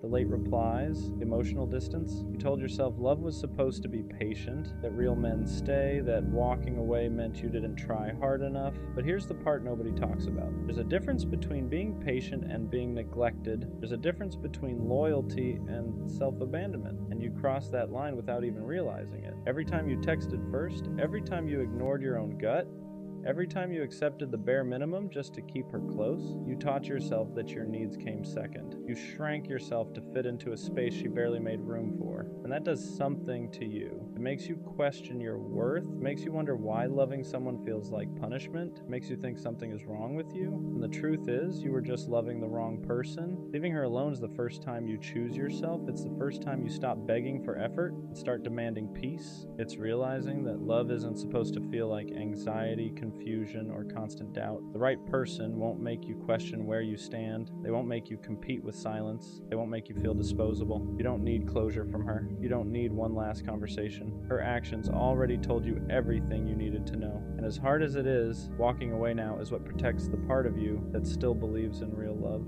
Part of you that deserves consistency, reassurance, and effort without having to ask. This isn't about her anymore. It's about you learning that choosing peace is not weakness, it's growth. What hurts the most isn't even losing her. It's realizing how long you stayed when your heart was begging you to leave. It's remembering all the moments you felt small but ignored it because loving her felt bigger than loving yourself. You didn't stay because you were weak. You stayed because you hoped, because you saw potential, because you believed that if you loved hard enough, showed up enough, proved yourself enough, things would change. But love doesn't work like that. You can't love someone into choosing you. You can't be consistent enough to make someone consistent back. You can't sacrifice your peace forever and call it love. At some point, staying becomes more painful than leaving, and that's where you are now. You're gonna have nights where you almost text her, nights where your fingers hover over her name, where your mind starts replaying the good memories and conveniently forgets the pain. You'll miss the comfort of what was familiar, even if it wasn't healthy. That doesn't mean you made the wrong choice. It means you're human. Healing doesn't mean you stop caring. It means you stop going back. And slowly, without even realizing it, things will start to change. You'll wake up one day and notice your chest doesn't feel as heavy. You won't check your phone as much. Her name won't be the first thing on your mind when something good or bad happens. You'll start laughing again, not forced, not distracted, but real. You'll start feeling like yourself again. That's when you'll understand why it had to end. Not because she was evil, not because you were unlovable, but because she wasn't capable of meeting you where you stood. And staying would have cost you parts of yourself you can't afford to lose. One day, someone will choose you without hesitation, without confusion, without making you question your worth. And when that happens, you'll look back and realize leaving her alone was the moment your life finally started loving forward. And listen, there's something nobody really prepares you for after you finally walk away. The quiet, not the peaceful kind at first, the kind where there's no chaos, no waiting on replies, no wondering if today will be the day she finally shows up the way you need her to. That silence can feel uncomfortable because you got used to emotional noise, you got used to the highs and lows, the hope, the disappointment, the cycle, and when it's gone, your mind almost panics like it lost something important. But what it really lost was the stress. You're going to question yourself. You'll wonder if you were too harsh, too impatient, too emotional. You'll replay conversations and think, maybe I should have said this differently. Maybe I should have tried one more time. But understand this. If someone truly wanted to stay, they wouldn't have made you feel like you had to beg for effort. You wouldn't have had to over-explain your feelings. You wouldn't have felt like loving them was a constant uphill battle. The version of you that stayed too long did so because he believed in love. And that's not something to be ashamed of, but the version of you now, he's learning discernment.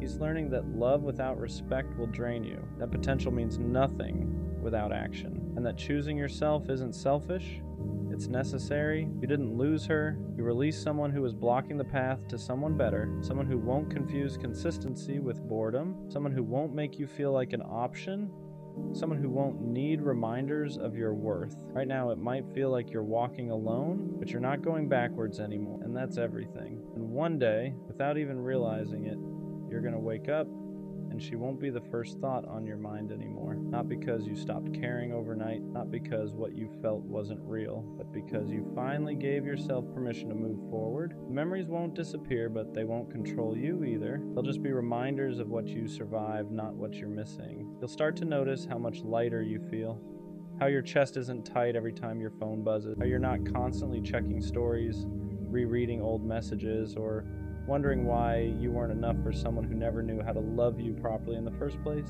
You'll realize how much of yourself you were giving away to someone who kept taking without ever pouring back into you, and that's when it hits you. The problem was never your effort. It was never your heart being too big. It was never you loving too deeply. The problem was that you were offering loyalty to someone who didn't know how to value it. You were offering consistency to someone addicted to convenience. And you were offering real love to someone who only liked the idea of being loved. Walking away wasn't a loss. It was a correction, a reset, a moment where you finally chose peace over potential, clarity over confusion, and self-respect over attachment. That takes strength most people don't have. So don't go back. Not when she gets lonely, not when she suddenly remembers your value, not when she realizes nobody else loved her the way you did, because by then you'll understand something important. Someone who truly wants you won't need to lose you to see your worth. Leave her alone, and finally let yourself be found by someone who won't ever make you question if you matter. No one really talks about how long some men are willing to wait for the one person they truly want. Not days, not weeks, months, sometimes years. And it usually starts with something small, something that doesn't sound final. She says, maybe one day. I'm just not ready right now. I need time. And he hears that like it's a promise, like it means not now doesn't mean never, so he holds on to those words, replays them, builds hope around them, and he waits. He doesn't make it obvious, he doesn't beg, he doesn't pressure, he waits quietly, patiently, convincing everyone, including himself, that he's fine, because when a man sees you in his future, when he's already chosen you in his heart, waiting feels easier than letting go. He tells himself she's healing, she's figuring things out, she'll come back when she's ready, and sometimes it's hard to tell if that kind of waiting is beautiful or self-destructive, because love like that is rare. A man who's willing to pause his own needs, put his feelings on hold, stay loyal to the idea of you without knowing if you'll ever choose him back. That's not weakness, that's commitment. But commitment without clarity can slowly break someone. So if you have a man like that, someone willing to wait while you sort through your life, you can't treat that lightly. Take the time you need, heal what you need to heal, do what you need to do, but don't let him wait if you already know you're not coming back. Because the cruelest thing is letting someone hold on to hope when all that's waiting for them is disappointment. A lot of men won't walk away. They'll keep telling themselves one more month, one more sign, one more chance, not because they're desperate, but because they care. So if you can love him again, do it fully.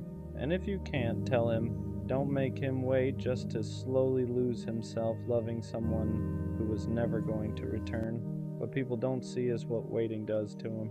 Not on the outside. He looks fine.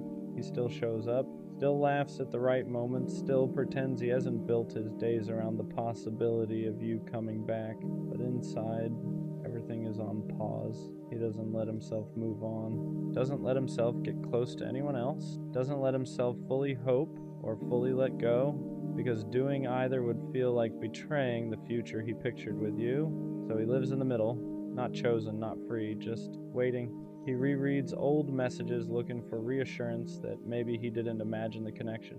He remembers how you looked at him, how you laughed with him, how real it felt, and that's what keeps him there. Not obsession, not desperation, memory. He tells himself real love requires patience, that if it's meant to be, it'll come back around. But patience without direction starts turning into quiet pain, because every time you say, I don't know yet, he hears, not now, but maybe.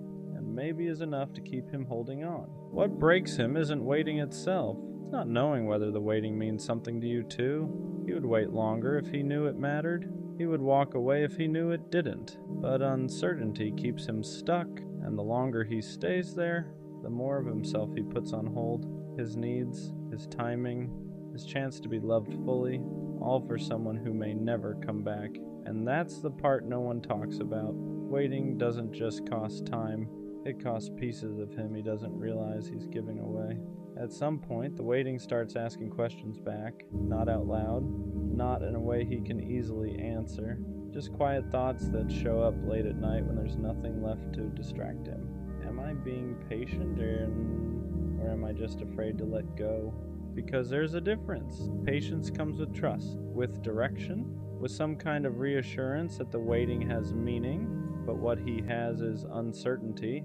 He's not waiting because he's calm. He's waiting because walking away would mean admitting that the future he imagined might never happen. And that's harder than staying still, so he tells himself stories. That love is supposed to hurt a little, that timing matters more than readiness, that if he just proves he's loyal enough, consistent enough, understanding enough, it'll all make sense one day. But love isn't supposed to feel like erasing yourself. It isn't supposed to require putting your life on hold indefinitely. It isn't supposed to make you question whether your needs matter at all. Still, he stays. His hope is quiet, but it's persistent. He whispers things like, she'll come back. She just needs time. It'll be worth it. And as long as that voice exists, letting go feels like failure, like giving up on something real. What scares him most isn't the idea of her choosing someone else. It's the idea that she might never choose anyone, and he still waited anyway. That he might look back one day and realize he sacrificed his own chance to be loved fully for someone who was never coming back. And that realization doesn't make him angry. It makes him tired, because waiting stopped feeling romantic a long time ago. Now it just feels heavy. And deep down, he's starting to understand something he's been avoiding. Love shouldn't feel like standing still while life passes you by. There comes a moment when waiting stops feeling like love and starts feeling like self-abandonment. It doesn't happen all at once. There's no dramatic breaking point. It's quieter than that. It's the realization that his life has been moving around someone who isn't moving toward him, that he's been planning a future with someone who won't even promise a present. He notices it in small ways, how he avoids making plans because what if she comes back? How he turns down opportunities because he doesn't want to feel unavailable when she finally decides. How he measures his growth, his happiness, his healing against whether or not it would still fit her. And that's when it hits him. Waiting has slowly become a way of disappearing, not because he doesn't love her, but because loving her has started costing him himself. He tells himself love requires sacrifice, but sacrifice isn't supposed to be one-sided. Real love doesn't ask you to pause your entire life without offering anything solid in return. And for the first time, he lets himself ask a dangerous question. If she never comes back, would this still have been worth it? That question hurts because the answer isn't immediate, because a part of him still wants to believe that patience will be rewarded, but another part, the quieter, tired part, knows something has to change. He starts realizing that choosing himself doesn't mean he loved her less. It means he finally loved himself enough to stop waiting in uncertainty. Letting go doesn't erase what they had. It doesn't make the feelings fake. It doesn't turn the waiting into a mistake. It just means he's done confusing hope with a promise, because love shouldn't require you to disappear quietly just to prove you're loyal. And walking away doesn't mean he stopped caring. Sometimes it means he cared enough to stop hurting himself in silence. Letting go hurts differently than waiting ever did. Waiting was familiar, painful but predictable. It gave him something to hold on to, even if that something was uncertainty. Letting go feels like free fall, because when he finally stops waiting, there's no future version of them to lean on anymore. No, maybe one day. No imagined moment where she finally says she's ready. Just silence, and that silence is loud at first. He feels it in the empty spaces where hope used to sit, in the routines he built around the idea of her coming back. For a while, he doesn't know who he is without the waiting, because waiting gave his love direction. It gave his patience purpose. It made the pain feel meaningful. Now he has to sit with something harder, grief, not just for her, but for the version of himself who believed love always meant endurance. He realizes how long he ignored his own needs, how often he told himself later, instead of asking for what he deserved now. And that realization stings, because he wasn't weak, he was loyal. He just stayed loyal to someone who couldn't meet him where he stood. Healing doesn't come all at once. Some days he still wonders if he gave up too soon, if one more month would have changed everything. But then he remembers how heavy the waiting felt, how small his world had become, how much of himself he put on hold, and slowly something shifts. He starts choosing himself in quiet ways. He makes plans without hesitation. He opens himself to new moments without checking if they'd interfere with the future that no longer exists. And for the first time in a long time, his life starts moving forward again. Letting go didn't mean he stopped loving her. It meant he stopped abandoning himself. And that's when healing actually began. After the waiting ends, there's a strange emptiness that follows, not because he lost her, but because he lost the version of himself that believed love had to hurt to be real. For a long time, his worth was tied to patience, to loyalty, to how much he was willing to endure without being chosen back. And when that chapter closed, he didn't immediately feel strong. He felt unsure, because when you spend so long putting someone else first, you forget what it feels like to be a priority in your own life. He starts noticing it in small moments, how uncomfortable it feels to ask for what he needs, how he second guesses himself when someone shows interest too easily, because ease feels unfamiliar now. He was used to earning affection, proving commitment, waiting quietly without complaint, so when someone shows up without confusion or hesitation, it almost feels wrong. Like love should require more suffering than this. That's when he realizes how deeply the waiting shaped him. He didn't just pause his life, he learned to minimize himself. He learned that his needs could wait, that his feelings were negotiable, that love meant staying even when nothing was being offered in return.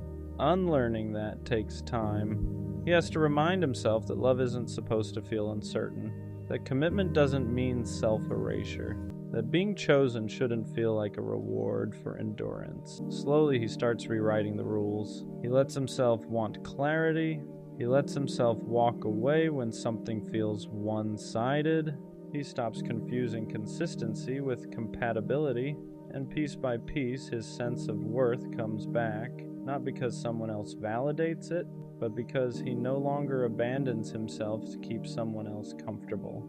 He waited because he meant it, but now he understands something important. The right person won't need him to suffer quietly to prove his love. They'll meet him where he stands. Waiting leaves marks, not obvious ones. Nothing you can point to and explain easily. But after someone has waited that long, they don't love the same way again. He becomes more careful, not closed off and just aware, because once you've given that much patience to the wrong person, you learn how expensive your loyalty really is. He no longer rushes into hope, no longer builds futures in his head without evidence in the present, not because he's bitter, but because he knows what it costs to believe too soon. He listens differently now. When someone says, "I'm not ready," he hears it clearly. When someone says, "I don't know what I want," he doesn't translate it into possibility. He takes words as they are, not as promises he can grow hope around. That doesn't make him cold, it makes him intentional. He still loves deeply, still commits fully, but only where clarity exists, because waiting taught him that love shouldn't feel like uncertainty stretched over time. He no longer tries to prove his worth through endurance. He doesn't stay where effort isn't mutual. He doesn't confuse potential with reality. And that makes him harder to lose, not because he withholds love, but because he now knows when to walk away. He understands that choosing someone means choosing himself too. That real connection doesn't ask him to pause his life indefinitely. It doesn't ask him to suffer quietly just to stay loyal. Waiting didn't break him, it refined him. It taught him what love isn't, though he could finally recognize what it is. And when he loves again, it won't be out of fear of losing. It will be out of certainty. The next time he loves someone, it won't start with waiting. It'll start with clarity, because once you've waited that long for someone who couldn't meet you halfway, you stop confusing effort with connection. He won't wonder where he stands anymore. He won't analyze pauses, he won't read into silence or turn uncertainty into hope. not because he's less romantic, but because he's learned what love is supposed to feel like. The next person he loves won't have to guess how he feels. They won't have to question his loyalty. They won't have to wonder if he's serious, because when he chooses fully, but this time he'll only stay where he's chosen back. He won't pause his life waiting for someone to decide. He won't put his heart on hold for potential. He understands now that real love doesn't keep you guessing. It doesn't stretch uncertainty across months and years. It doesn't ask you to sacrifice peace just to stay connected.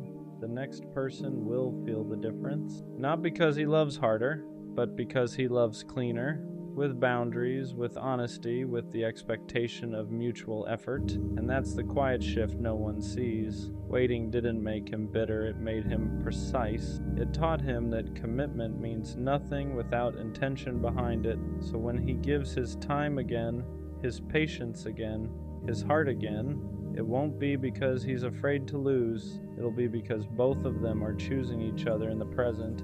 Not someday, not maybe, now. The people who wait the longest are often the hardest to replace, not because they demand attention, not because they make noise, but because they loved with patience most people don't have anymore. When he was waiting, his presence felt easy to overlook. He was steady, consistent, always there, and consistency can become invisible to people who aren't ready to value it. So they assume he'll always be there, that his patience has no limit, that his loyalty is permanent. But what they don't realize is that waiting teaches restraint. It teaches someone exactly how much they're willing to give before they stop. So when he finally walks away, it's quiet, no drama, no announcement, no attempt to make anyone regret it. He just goes, and that's when the absence is felt. Because he wasn't loud, he was grounding. He was the one who remembered, the one who stayed calm, the one who made things feel safe without asking for anything in return. And when that's gone, it leaves a space it's hard to fill, not with excitement, not with attention, but with depth. That's when people realize they didn't lose someone dramatic, they lost someone rare, someone who would have waited longer than anyone else, but chose not to abandon himself anymore. And that's the part that hurts the most. Not that he left, but that he learned how to leave. Because once someone like that is gone, they don't come back confused. They don't come back waiting. They move forward with intention. And by the time anyone realizes what they lost, he's already chosen himself. Waiting was never the problem. The problem was waiting without being chosen back. For a long time, he believed love was proven by how much you were willing to endure, how long you could stay, how patient you could be, how quietly you could hurt without asking for reassurance, and he did that. He waited through uncertainty, through mixed signals, through not right now that never turned into I'm ready, not because he didn't value himself, but because he valued love deeply, but eventually he learned the difference between commitment and self-sacrifice. Real love doesn't keep you suspended. It doesn't ask you to pause your life while someone decides if you're worth choosing. Real love meets you where you are, and the moment he understood that, waiting lost its meaning, because waiting only makes sense when both people are moving toward each other, even slowly, not when one person is standing still hoping to be picked someday. Walking away wasn't easy. It didn't feel empowering at first. It felt like grief. Grief for the future he imagined. Grief for the version of himself who believed patience would be rewarded no matter the cost. But over time, that grief turned into clarity. He realized something simple but life-changing. Love should feel mutual, certain, chosen in the present, not promised someday. So now, when he looks back on the waiting, he doesn't see weakness. He sees proof that he can love deeply. But he also sees the moment he learned to stop giving that depth to people who couldn't return it. He waited because he meant it, but he walked away because he finally understood that the right person won't need him to wait at all. They'll choose him clearly, willingly, and without hesitation, and that's not something you ever have to earn by putting your life on hold. I don't think I ever wanted too much. I didn't need perfection. I didn't need constant attention. I didn't need someone to save me. I just wanted to be cared for. I wanted someone who noticed when I went quiet, someone who checked in without being asked, someone who didn't treat my presence like something optional. But every time I tried to explain that, it sounded like neediness, like I was asking for too much. So I stayed quiet. I accepted less. I told myself I was independent enough to not need reassurance, but deep down that wasn't true. I wasn't asking to be obsessed over. I wasn't asking to be put on a pedestal. I was asking to matter, to feel like my absence would be noticed, like my feelings would be considered, like I didn't have to earn basic care by being easy, understanding, or low maintenance. And every time I didn't get that, I told myself it was fine, that this is just how people are, that expecting care is unrealistic,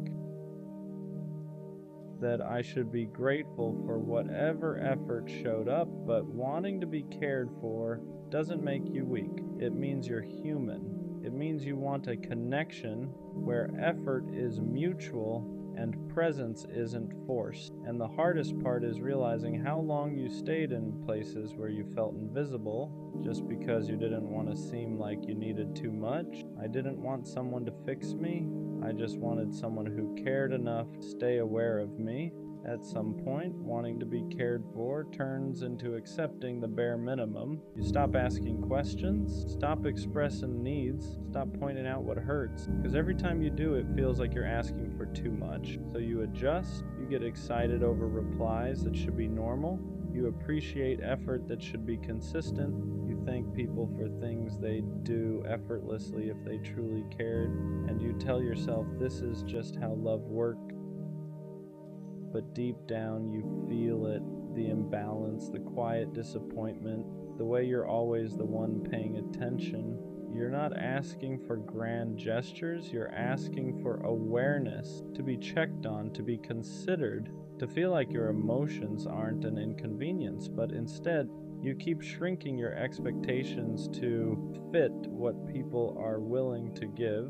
You call it being low maintenance, being understanding, being independent, when really you're just afraid that if you ask for more, you'll lose what little you have. And that's the part that hurts, because you don't want more love, you just want the love that's already there to show up consistently. You don't want to beg for care, you want it to be natural. And the longer you settle, the more you start questioning yourself. Am I too sensitive? Am I needy? Am I wrong for wanting this? But wanting to be cared for was never the problem. Staying where you're barely noticed is. Pretending you don't need care slowly disconnects you from yourself. You start ignoring your own feelings before anyone else can. You tell yourself you're fine even when you're not. You swallow disappointment and call it maturity, because admitting you want care feels risky. It feels like giving someone power to decide whether you're too much, so you choose silence instead. You become the easy one, the understanding one, the one who doesn't ask for reassurance or consistency or emotional presence. And people like that version of you because it asks for nothing, but inside something starts to dull. You feel lonely even when you're not alone. You feel unseen even when someone's there. You start questioning whether your needs are even valid anymore. That's when you know you've gone too far. Not by wanting care, but by convincing yourself you don't deserve it. You weren't meant to love people from a distance. You weren't meant to be strong at the cost of being felt. Care isn't weakness. Wanting it isn't dependency. It's connection. And the moment you deny yourself that truth, you don't just lose it from others, you lose it from yourself. There's a moment where it finally hits you. You've been caring for everyone else while no one was really caring for you. You remember how often you checked in, how often you noticed shifts in tone, how often you adjusted yourself to make things easier for others, and then you look back and realize how rarely anyone did that for you. No one asked if you were okay when you went quiet. No one noticed when your energy changed. No one slowed down enough to really see you. And that realization hurts in a quiet, heavy way, because you weren't asking for perfection. You weren't asking to be prioritized above everything. You were asking for reciprocity. To feel like your presence mattered as much as you made theirs matter. That's when the exhaustion sets in, not physical tiredness, Ambrosios, emotional fatigue. The kind that comes from always being the one who cares first, who understands more, who gives grace even when it costs you. You start wondering how you became so good at holding space for people who never learned how to hold it for you. And the truth is uncomfortable. You taught them it was okay to lean on you without leaning back, to receive care without returning it, not because you wanted imbalance, but because you didn't want to feel abandoned. And realizing that is both painful and clarifying, because it shows you something important.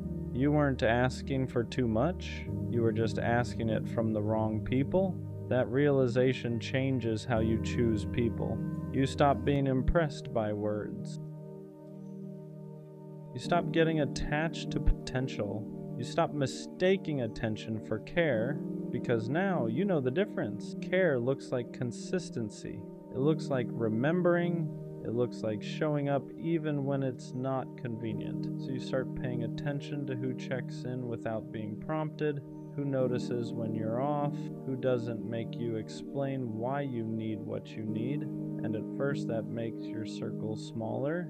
You walk away from people you once would have stayed for. You stop overextending. You stop being the only one holding things together. Not because you don't care anymore, but because you finally care about yourself too. You don't chase care now. You don't hint at it. You don't downplay your needs to make someone comfortable. You let people show you how they show up. And if they don't, you don't argue with it. You don't try to teach them how to care. You accept the information and move accordingly, because wanting to be cared for isn't a flaw, it's a boundary. And the moment you start honoring it, you realize something important. You'd rather be alone than be surrounded and still feel unseen. Choosing yourself feels lonely at first, not because you made the wrong choice, but because you stopped filling the silence with people who never really saw you. You notice the absence quickly, the lack of constant conversation, the quiet that comes when you're no longer overgiving just to stay connected. And that quiet can be uncomfortable, because for a long time, being needed made you feel valued. Being available made you feel important. Being the one who cared most made you feel like you belonged. Now you don't do that anymore. You don't reach out first every time. You don't check in when it's never returned. You don't hold space for people who won't hold it for you. And yes, that leaves gaps, but those gaps feel different than the loneliness you had before. Before you were lonely even when surrounded by people. Now you're alone but at peace. There's no resentment building, no quiet disappointment, no wondering why you're not enough. Just space to breathe, space to feel what you feel, space to rebuild a relationship with yourself that isn't based on neglect. You start realizing that loneliness with self-respect is lighter than connection without care.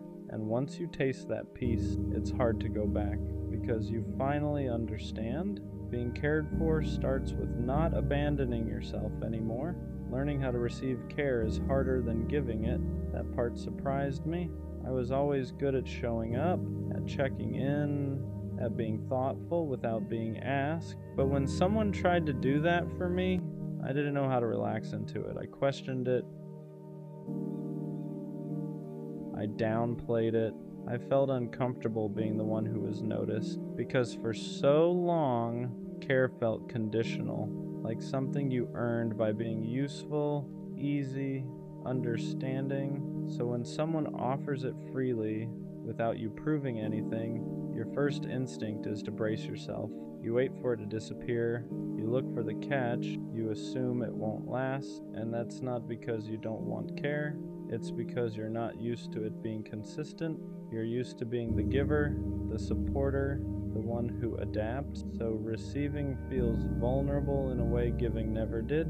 It means letting someone see you without performing, letting yourself need without apologizing, letting care exist without questioning your worthiness of it. That takes unlearning. It takes time to believe that you don't have to exhaust yourself to deserve tenderness. And I'm still learning that, still reminding myself that care doesn't have to be chased, earned, or negotiated. Sometimes it's just there, and allowing it in is the bravest thing you can do after spending so long surviving without it. At some point, you stop asking why people don't care. You stop replaying conversations, stop analyzing tone, stop wondering what you could have done differently, because that question only keeps you stuck chasing explanations instead of truth. So you ask a different question: who actually shows up for me? Not who says they care, not who means well, not who shows interest when it's easy, but who checks in consistently, who notices when you're quiet, who doesn't disappear when you need space or reassurance or time. And the answer is usually smaller than you expect: fewer people, less noise, more clarity.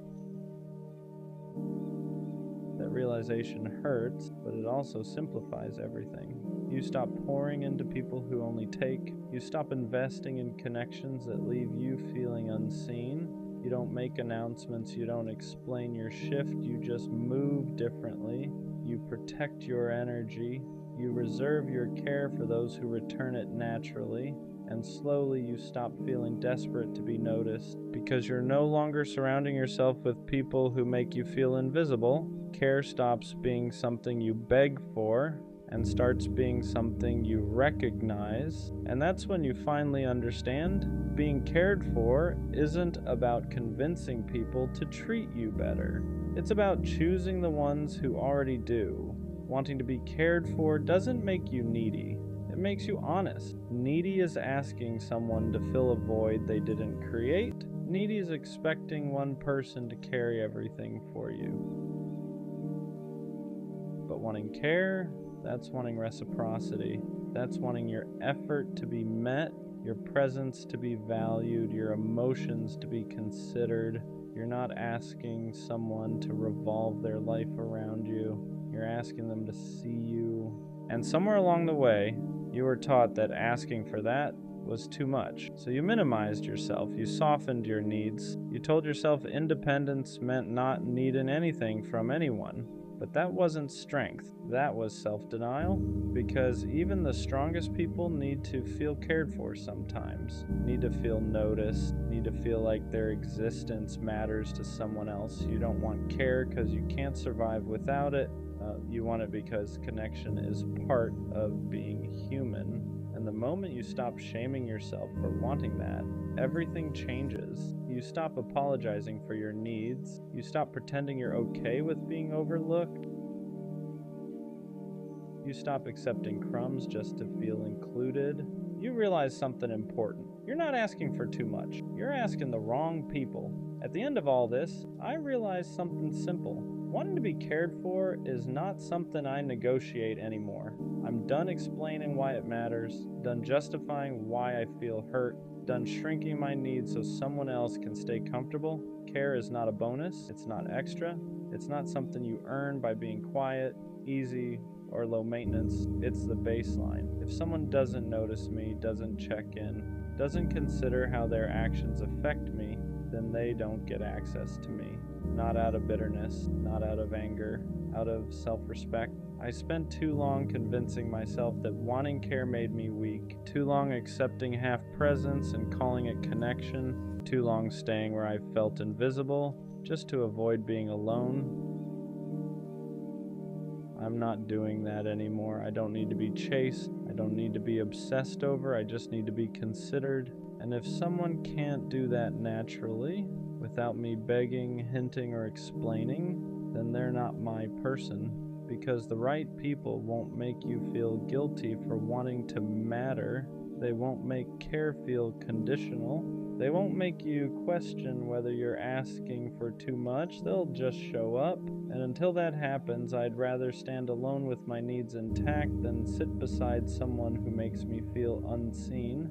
I didn't want too much, I just wanted to be cared for. And now I care enough about myself to never accept less again. The worst kind of pain isn't being misunderstood, it's being seen and still getting left behind. Because opening up isn't casual. You don't hand your real self to just anyone. You let them in on the stuff you normally keep locked up, the thoughts you argue with at 2 a.m., the fears you laugh off so nobody worries, the way you care so hard it almost feels embarrassing, and for a minute, it feels like you finally found someone safe. They read your silence correctly, they hear what you don't say, they look at you like they're not guessing, like they actually know, and that's the part that makes you soften. Then one day, they're gone, no fight, no goodbye that matches how close it felt, no ending that makes sense, just nothing, and that nothing is loud. It sits where the connection used to be. It makes you replay everything like a crime scene.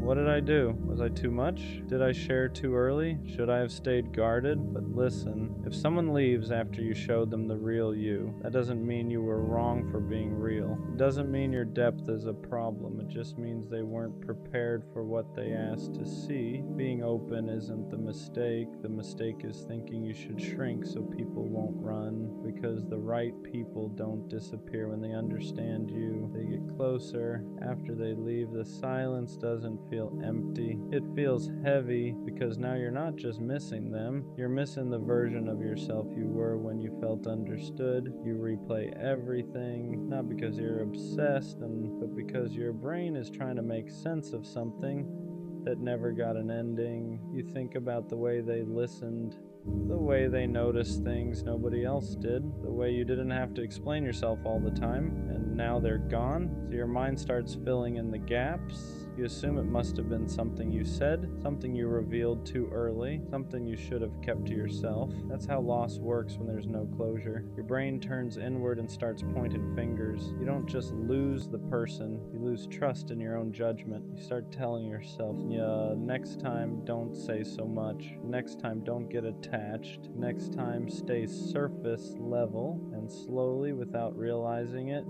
you begin shrinking, not because you want to, but because you're trying to protect yourself from feeling that again. But here's the part nobody tells you. What hurt wasn't opening up. What hurt was being met halfway and then abandoned. That doesn't mean vulnerability is dangerous. It means inconsistency is. And there's a difference. After something like that, trust doesn't disappear all at once. It just changes shape. You don't stop believing in people. You stop believing in consistency. You start noticing patterns everywhere, a slower reply, a shorter message, a shift in tone that probably means nothing, but your body reacts like it's everything. Because once you've been left after being seen, your nervous system remembers it before your mind does, so you stay alert, not dramatic, just cautious. You don't lean in the same way anymore, you hold back details, you soften your honesty, you keep parts of yourself for later, just in case later never comes. And the messed up part is, people don't always notice you doing this. They just feel a distance they can't explain. You still care. You're still present, but there's a layer of protection now, like glass between you and them, and you hate that because you remember how it felt before, how natural it was to let someone know you, how easy it felt to just exist without guarding every word. Now every connection feels like a risk assessment. This safe? Will they stay? Am I getting too close again? You don't ask these questions out loud, you just feel them, and slowly you start mistaking caution for growth. You tell yourself you're being mature, when really you're just afraid of reliving the same ending. But here's the truth. Trust didn't break because you opened up. It broke because someone showed you intimacy without responsibility, and that's not your fault. After being left like that, most people learn the wrong lesson. They think the problem was caring too much. They think the solution is to care less, so they start editing themselves. They become easier, quieter, less honest, less intense. They tell themselves, next time don't go so deep, next time don't show everything, next time stay in control. But all that really does is teach you how to survive connection, not how to experience it. You don't stop wanting closeness. You just start rationing it. You give people pieces instead of presence, versions instead of truth, highlights instead of depth, and then you wonder why connections feel empty now, why conversations don't hit the same, why nobody really knows you anymore, why being around people still feels lonely. It's because you didn't heal. You adapted. You learned how to avoid pain, not how to build something real again. And here's the hard truth. If someone can only stay when you're small, they were never meant to know you fully. Shrinking yourself doesn't protect you. It just delays the same outcome. Because the people who leave when you're honest would have left eventually anyway. All hiding does is make you lose yourself before they're even gone. At some point, you have to unlearn the lie that your depth is what pushed them away. Because if depth were the problem, it would hurt everyone the same. But it doesn't. Some people lean into it, others panic. And the difference has nothing to do with you. Depth only feels overwhelming to people who haven't met themselves yet. To someone who avoids their own emotions, your honesty feels like pressure, your awareness feels like exposure, your care feels like responsibility. So they leave. Not because you were too much, but because staying would have required them to show up in ways they weren't ready for. And that's important to understand. You weren't asking for perfection. You weren't asking for forever. You were just asking for presence, consistency, communication, effort that matched the closeness they accepted. That's not intensity, that's basic emotional accountability. But when someone isn't capable of that, they label it as too deep because it's easier than admitting they don't know how to stay. So no, your depth wasn't the problem. The problem was inviting someone into a space they didn't know how to hold. And that doesn't mean you should become lighter. It means you should become more selective. After something like this, a lot of people start punishing themselves without realizing it. They replay the moment over and over, looking for where they went wrong. They tell themselves, I should have seen it coming, I should have known better, I should have protected myself. But that's not growth, that's blame dressed up as reflection. You didn't fail by trusting, you didn't mess up by being open, you didn't lose because you cared, you just encountered someone who could only meet you halfway. And instead of letting that truth land, you turned it inward. You started questioning your instincts, your emotions, your ability to choose people. That's how one loss turns into self-doubt. You don't just grieve the person, you grieve your confidence in yourself, and slowly you start believing that maybe you're bad at choosing, that maybe your judgment can't be trusted. But here's what matters. You didn't misjudge their potential. You misjudge their capacity? Those are not the same thing. Someone can see you, feel close to you, even care about you, and still not be capable of staying. That doesn't mean your instincts are broken. It means you gave someone access before you saw their limits clearly. That's not something to punish yourself for. That's something to learn from without hardening, because the goal isn't to trust less, it's to trust wiser. Opening up again after something like that feels risky, not because you don't want connection, but because you don't want to disappear inside it. You move slower this time, not closed, just intentional. You stop rushing closeness. You let consistency show itself before attachment does. You watch how someone handles honesty, not just how they respond to it, because being open doesn't mean being available to everyone. It means choosing who earns access. You learn that real safety isn't instant chemistry. It's follow-through. It's effort that doesn't fade when things get quiet. It's someone staying curious instead of pulling away. And you stop over-explaining yourself. You don't justify your needs. You don't apologize for caring. You don't chase clarity from people who disappear. Instead of communicate, that's not walls, that's boundaries. You realize you don't need to prove your depth anymore. The right people recognize it without being overwhelmed. And for the first time, opening up doesn't feel like self-abandonment. It feels like alignment. You're still honest, still real, still deep, just no longer handing your heart to people who haven't shown they can hold it. At the end of all this, you start to understand something important. The people who stay don't make you feel confused. They don't disappear when things get real. They don't make you guess where you stand. They don't make you question whether being yourself was a mistake. They stay because they see you, not in spite of it. They don't flinch at your depth. They don't rush you to be easier. They don't treat your honesty like a burden. They meet you with steadiness, not perfection. Not constant intensity, just consistency, and that's how you know. Because real connection doesn't feel like walking on glass. It doesn't make you anxious after silence. It doesn't leave you replaying everything you said. It feels calm, grounded, safe in a way that doesn't need explaining. You stop wondering if you're too much. You stop preparing yourself for disappearance. You stop shrinking to be kept. And you realize something quietly powerful. The people who left weren't proof that you were hard to love. They were proof that you were inviting people into a depth they hadn't earned yet. And that's not something to regret, because being seen was never a mistake. Being honest was never a flaw. Caring deeply was never the wrong move. The right people won't vanish once they understand you. They'll stay because of it. The worst kind of pain isn't being misunderstood. It's being seen and still getting left behind. Because opening up isn't casual. You don't hand your real self to just anyone. You let them in on the stuff you normally keep locked up, the thoughts you argue with at 2 a.m., the fears you laugh off so nobody worries, the way you care so hard it almost feels embarrassing, and for a minute it feels like you finally found someone safe. They read your silence correctly. They hear what you don't say. They look at you like they're not guessing, like they actually know. And that's the part that makes you soften. Then one day, they're gone. No fight, no goodbye that matches how close it felt. No ending that makes sense, just nothing. And that nothing is loud. It sits where the connection used to be. It makes you replay everything like a crime scene. What did I do? Was I too much? Did I share too early? Should I have stayed guarded? But listen, if someone leaves after you showed them the real you, that doesn't mean you were wrong for being real. It doesn't mean your depth is a problem. It just means they weren't prepared for what they asked to see. Being open isn't the mistake. The mistake is thinking you should shrink so people won't run.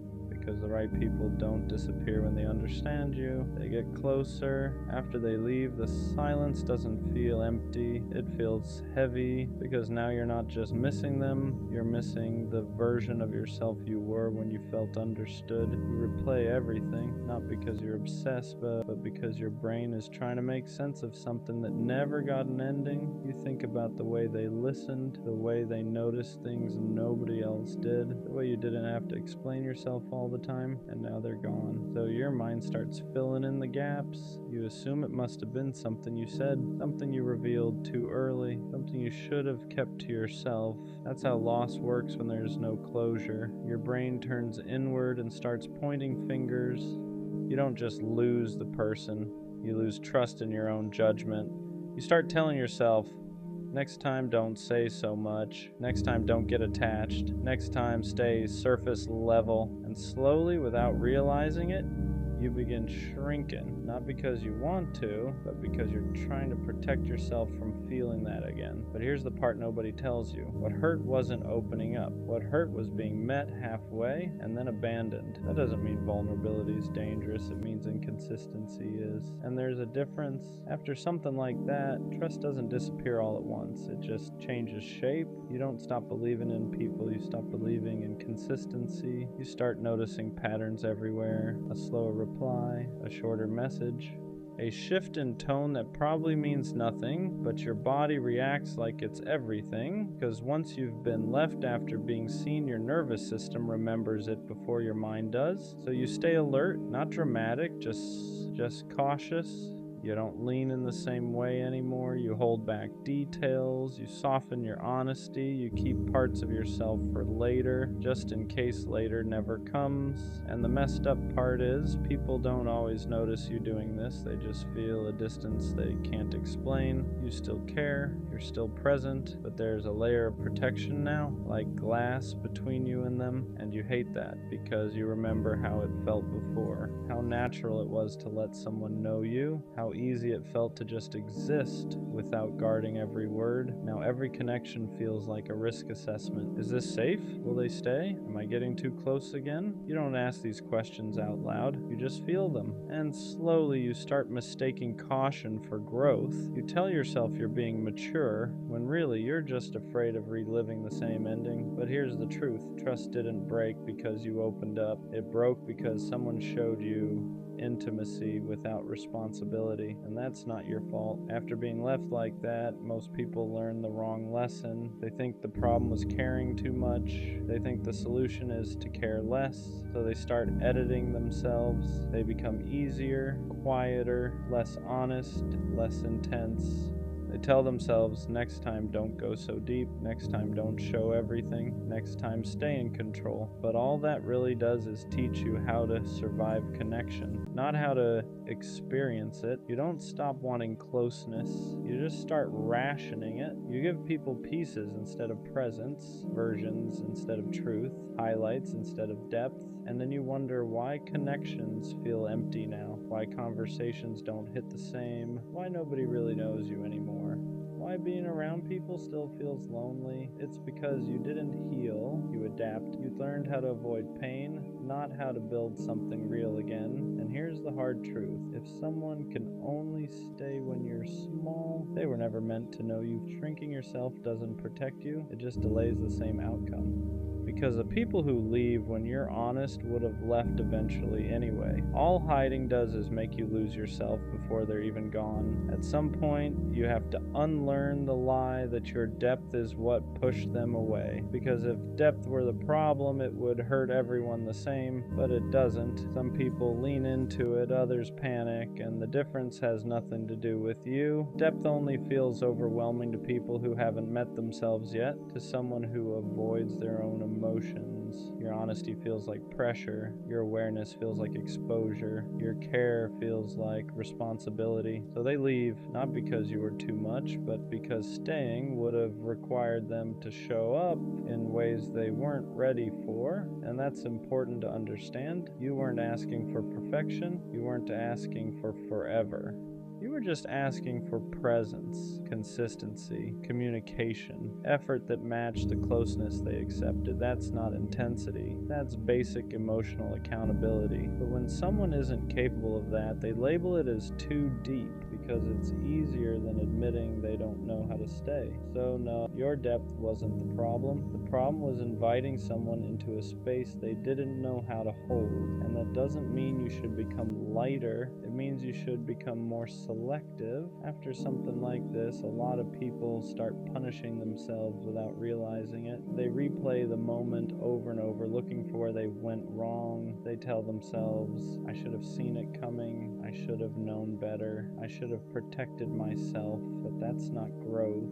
That's blame dressed up as reflection. You didn't fail by trusting. You didn't mess up by being open. You didn't lose because you cared. You just encountered someone who could only meet you halfway. And instead of letting that truth land, you turned it inward. You started questioning your instincts, your emotions, your ability to choose people. That's how one loss turns into self-doubt. You don't just grieve the person, you grieve your confidence in yourself. And slowly you start believing that maybe you're bad at choosing, that maybe your judgment can't be trusted. But here's what matters. You didn't misjudge their potential. You misjudged their capacity. Those are not the same thing. Someone can see you, feel close to you, even care about you, and still not be capable of staying. That doesn't mean your instincts are broken. It means you gave someone access before you saw their limits clearly. That's not something to punish yourself for. That's something to learn from without hardening, because the goal isn't to trust less. It's to trust wiser. Opening up again after something like that feels risky.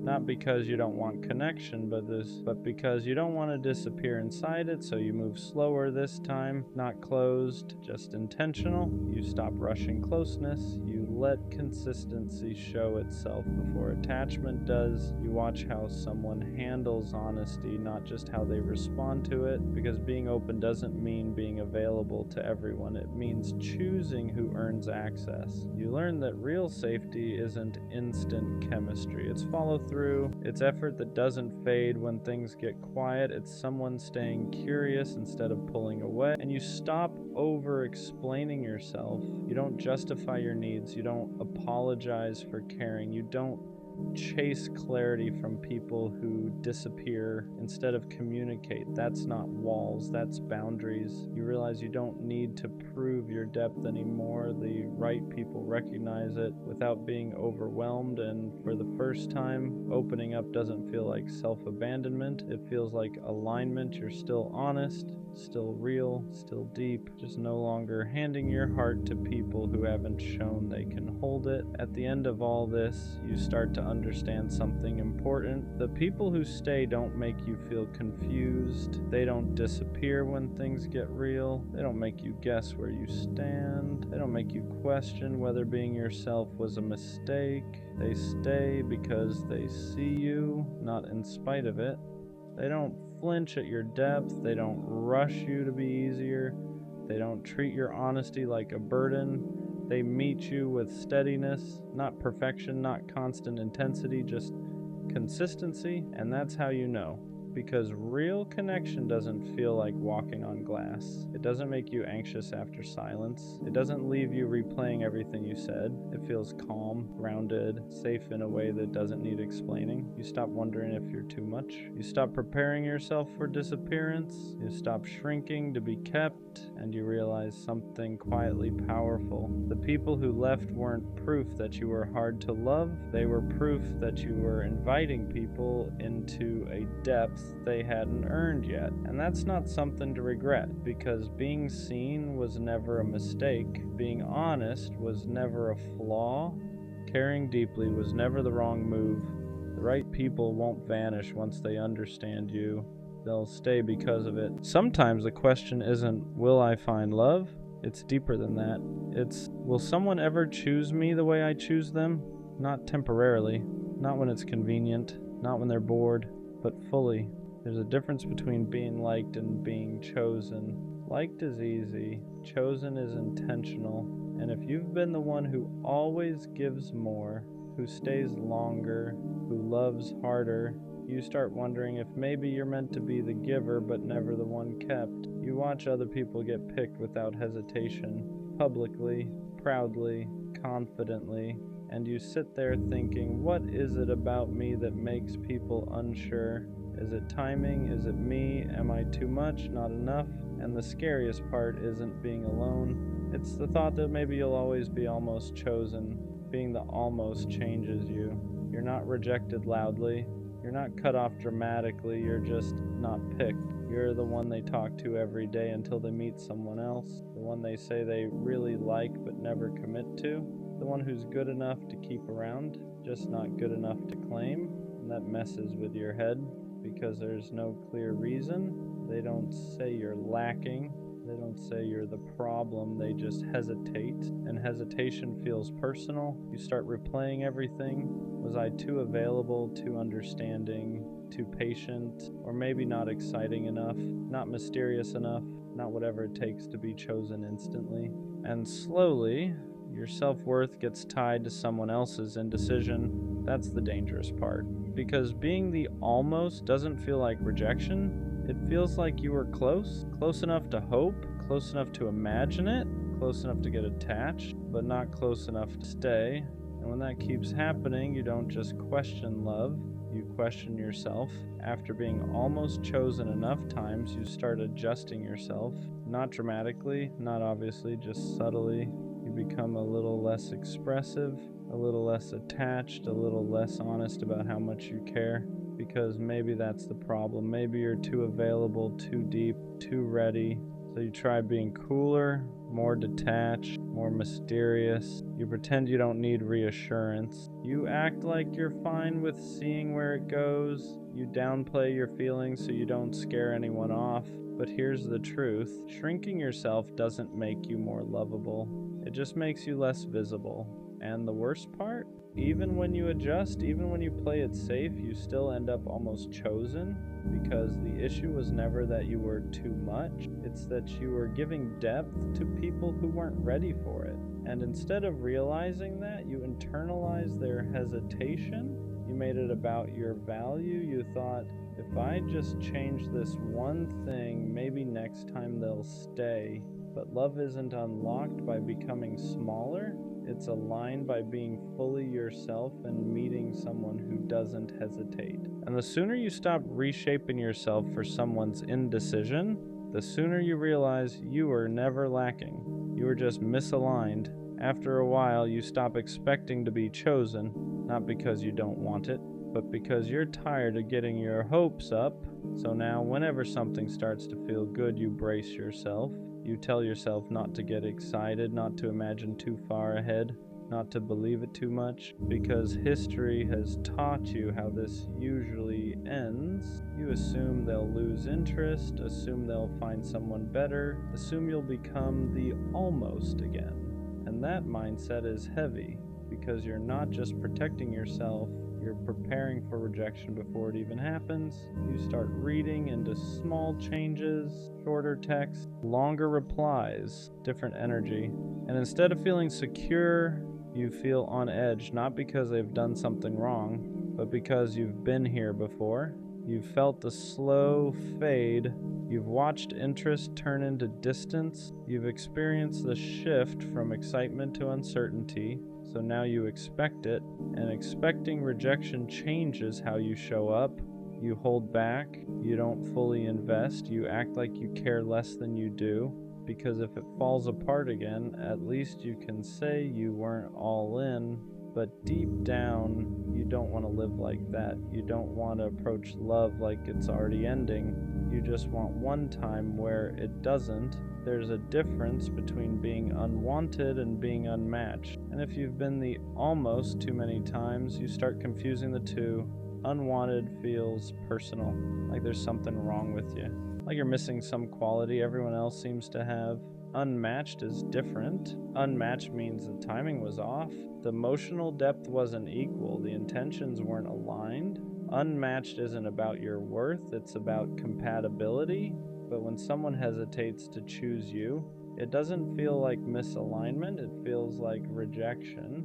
And rejection feels final. You forget that love isn't a competition, that being chosen isn't about being better, it's about being right for each other at the same time. You can be attractive, kind, emotionally available, and still not be someone's person. That doesn't reduce you.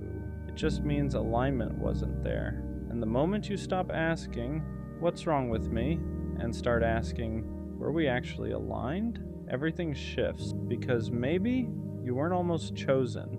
Maybe you were just never meant to settle for someone unsure. Here's something you don't realize at first. Your fear of not being chosen might actually be protecting you, because when you're scared of being the almost again, you start paying attention. You notice inconsistency faster. You recognize mixed signals sooner. You don't ignore hesitation like you used to. Before, you'd cling to potential. You'd fill in gaps with hope. You'd convince yourself that uncertainty just needed time. Now, you watch. You see when someone's energy shifts. You see when effort isn't equal. You see when you're the only one leaning in. And instead of begging to be chosen, you pull back. Not out of ego, not out of pride, but out of self-respect, because deep down you don't want to be chosen by someone who's unsure. You don't want to be picked after being compared, after being doubted, after being an option. You want someone certain. So maybe the real shift isn't asking, will I ever be chosen? It's asking, do I even want to be chosen by someone who hesitates? And that question changes everything. At some point you get tired of chasing certainty from other people. You get tired of waiting for someone to confirm your value, tired of reading into words, tired of hoping their actions will finally match. So something shifts. Instead of asking, do they want me? You start asking, do I even want this? That's power. Because when you become certain in yourself, you stop needing constant reassurance. You know what you bring, you know how you love, you know the depth you offer.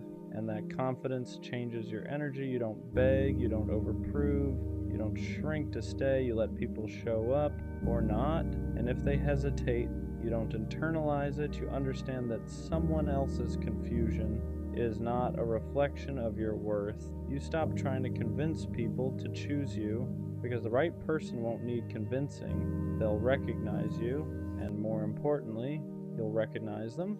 not because they picked you, but because they're clear, consistent, and certain. And this time, certainty goes both ways. Here's the part nobody tells you. Being chosen starts with choosing yourself first, not in a cliche way, not in a I don't need anyone way, but in a real way. It's choosing not to stay where you feel unsure, choosing not to compete for attention, choosing not to lower your standards just to secure a spot in someone's life. Because when you don't choose yourself, you'll accept being almost chosen. You'll accept being an option, a maybe placeholder. But when you decide you're not negotiable, everything shifts. You stop trying to earn love. You stop proving your worth. You stop overextending just to feel wanted. You realize something important. If someone has to debate whether you're enough, they're not your person. Choosing yourself means walking away even when you like them, even when there's potential, even when part of you hopes they'll change, because you don't want reluctant love. You want certainty. And the moment you become certain that you deserve that, you stop fearing the question, will I ever be chosen, because you already are, by yourself. Love feels different when you don't need it to validate you. Before, being chosen felt like proof that you were enough, proof that you were desirable, proof that you mattered. So when someone hesitated, it shook you because it felt like they were confirming your worst fear. Now, love isn't proof anymore, it's a bonus. You don't look at someone's commitment as a measurement of your worth. You don't panic when someone pulls away. You don't chase reassurance like you used to, because your value isn't waiting on someone else's decision, and that changes everything. You approach love calmly. You enjoy it without clinging to it. You let it build instead of forcing it. You don't need someone to choose you to feel complete. You want to be chosen, yes, but you don't need it to feel worthy. And that shift is powerful, because when love is no longer validation, you stop settling for almost. You stop trying to convince someone. You stop auditioning for a role in their life. You let them decide. And if they hesitate, you don't break, you move on. So, will I ever be chosen? Yeah, but not in the way I used to think. I used to believe being chosen meant someone finally seeing my value, finally realizing what I bring, finally deciding I was enough. But I see it differently now. The right person won't discover my worth. They'll recognize it immediately. There won't be hesitation, no comparing, no, I'm not sure what I want. It'll be clear, because when someone is aligned with you, choosing you isn't a debate, it's natural. And here's the real answer to the question, I will be chosen when I stop entertaining people who are unsure. I will be chosen when I don't accept almost, when I don't beg for clarity, when I walk away from hesitation. Because being chosen isn't about being better than someone else. It's about being right for someone who's right for you. And until that happens, I'm not behind, I'm not lacking, I'm not unlovable, I'm just not settling. So yeah, I'll be chosen.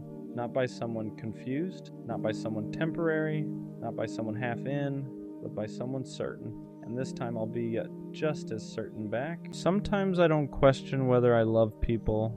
I know I do. I love intentionally, I love in details, I love in the quiet ways that don't always get noticed. I remember the small things you said 3 months ago. I notice when your voice sounds slightly different. I pay attention to your moods without you having to explain them. If you're overwhelmed, I adjust. If you're distant, I check in. If you're hurting, I feel it too. So when I sit alone and that thought creeps in, am I actually loved the same way? It doesn't come from insecurity.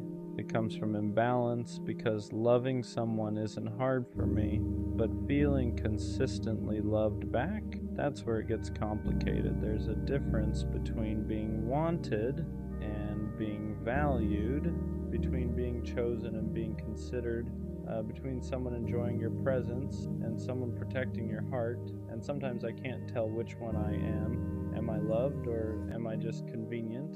Am I loved, or am I just consistent? Am I loved, or am I just the safe option, the stable one, the reliable one, the one who won't leave easily? Because people say I love you all the time, but love isn't proven in the words, it's proven in patterns. Do you show up the same way on random days? Not just when you're lonely? Do you care about my emotions when they're inconvenient? Do you notice when I go quiet, or do you only feel my absence when I stop giving? That's the part nobody talks about. You can be in a relationship, you can be talking every day, you can be physically close and still feel emotionally unsure, still feel like you're giving more than you're receiving, still feel like if you stop trying so hard, everything would fall apart. And if that's true, is that love? Or is that maintenance? I don't need constant reassurance. I don't need over-the-top affection. I don't need dramatic gestures. But I need to feel secure. I need to feel like I matter when I'm not performing strength. I need to feel like I'm loved even on the days I'm quiet, tired, distant, not at my best. Because real love doesn't just enjoy you when you're easy. It stays steady when you're human. And I think that's what scares me, the possibility that I'm loved for what I provide, not for who I am, loved for my stability, loved for my patience, loved for my understanding, but not deeply studied, not emotionally prioritized, not carefully handled. And if I'm being honest, I don't want half love. I don't want to be someone's comfort without being their commitment. I don't want to be someone's peace without being their priority. So yeah, sometimes I sit with that quiet question.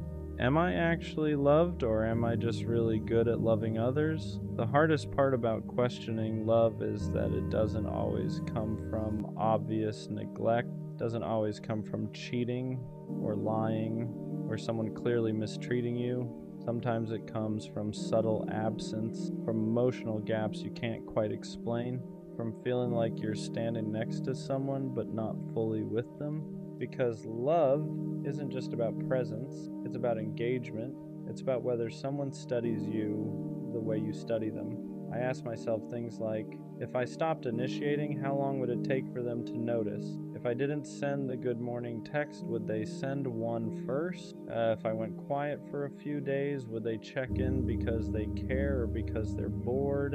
And I hate that those thoughts even exist, because when love feels secure, you don't test it in your head, you don't calculate effort, you don't keep mental score, you just exist inside it peacefully.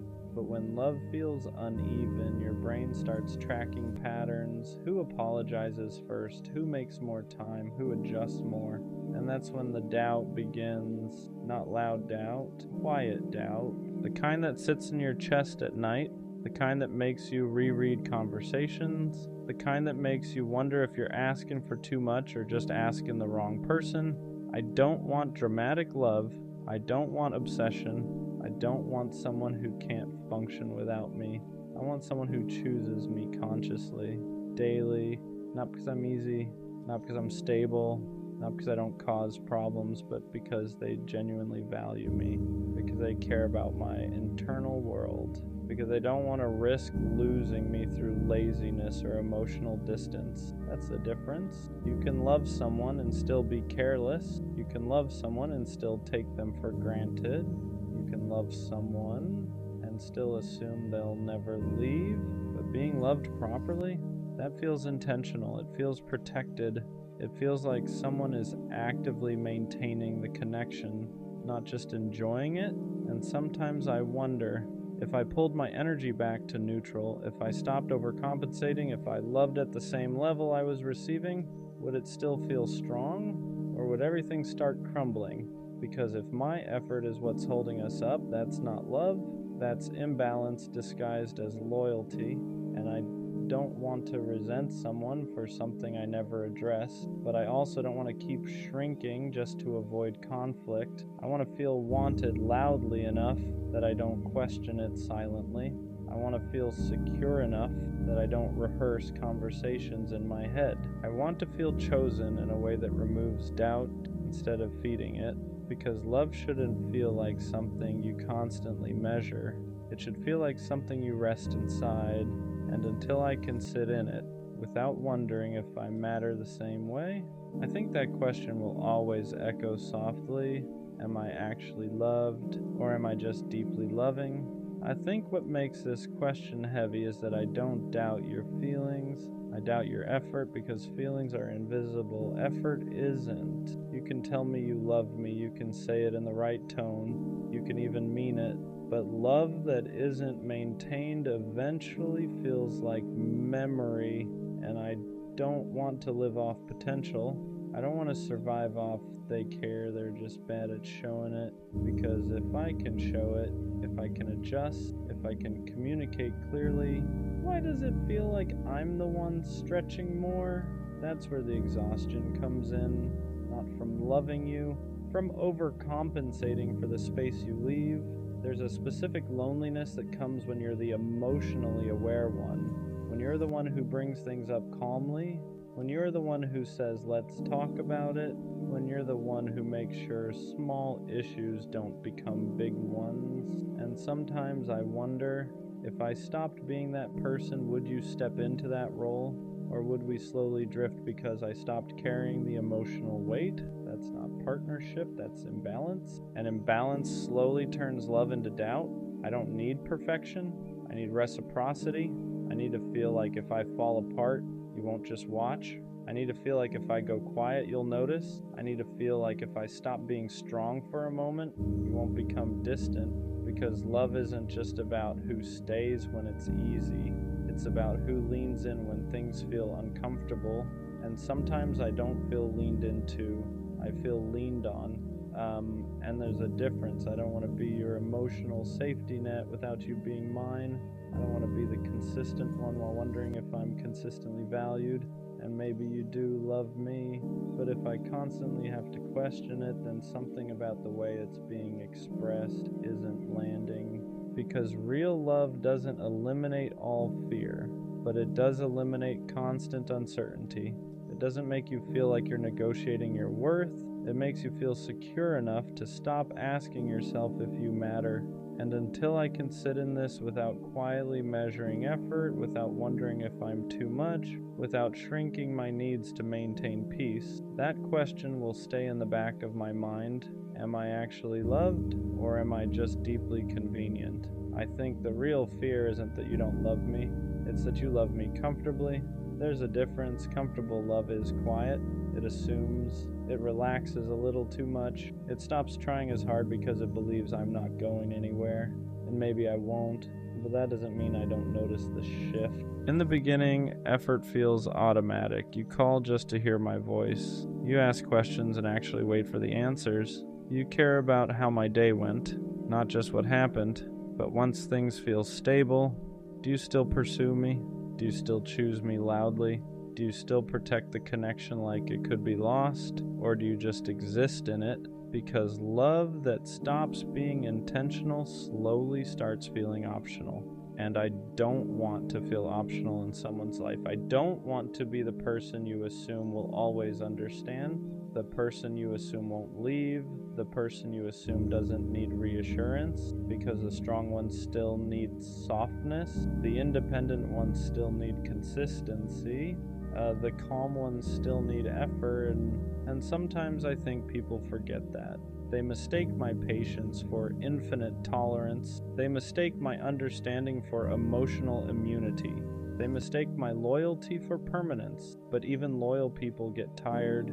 Even understanding people feel hurt. Even calm people question things when the effort changes. I don't want to be loved lazily. I don't want to be loved based on convenience. I want to be loved actively. I want someone who doesn't just assume I know they care, but make sure I feel it. Someone who doesn't just stay, but stays with intention. Because here's the truth, if I ever stopped trying the way I do now, would you fight for this the same way? If I ever pulled my energy back to neutral, would you step up or would you get distant? That question alone tells me a lot. Love shouldn't feel like something I'm maintaining by myself. It shouldn't feel like if I relax for a second, everything will slowly fade. It should feel mutual, balanced, protected from both sides. And until I feel that consistently, not just in moments, not just after conflict, not just when I express doubt, that quiet thought will linger. Am I loved deeply or just comfortably? Maybe the hardest part about all of this is that I don't want to accuse you. I don't want to sound ungrateful. I don't want to seem insecure. I don't want to turn something small into something heavy.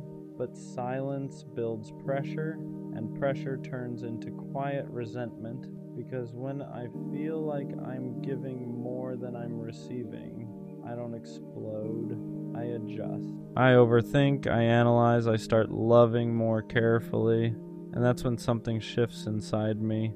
I stop being soft in the same way, I stop opening up as freely, I stop expressing needs because I don't want to feel like a burden. And you probably wouldn't even notice at first, because I don't change loudly, I change subtly. And that's the scary part, because once I start protecting myself emotionally, I don't fully come back the same. I don't want to have to guard my heart with someone who says they love me. I don't want to measure my words. I don't want to calculate how much reassurance I can ask for without seeming too much. I want to exist freely. But freedom only comes when love feels secure, not intense, not obsessive, secure. The kind of secure where I don't have to question your effort after a disagreement. The kind of secure where your consistency doesn't depend on my mood. The kind of secure where I don't feel like I have to earn softness from you. Because love shouldn't feel conditional. It shouldn't spike when I'm easy to love and dip when I need extra understanding. And sometimes I ask myself something deeper. If I disappeared tomorrow, would you miss me because you love me? Or because you lost something that benefited you? Would you miss my heart? Or just my stability?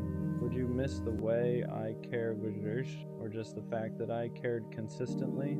That difference matters more than people realize, because I don't want to be someone's comfort zone if I'm not also their conscious choice. I don't want to be someone's safe option if I'm not also their priority. And I don't want to keep pouring into something where I feel like I'm the emotional backbone. Love should feel like two people holding it up, not one person carrying it quietly. And until I feel that weight shared, I'll keep asking myself softly, am I actually loved, or am I just deeply dependable?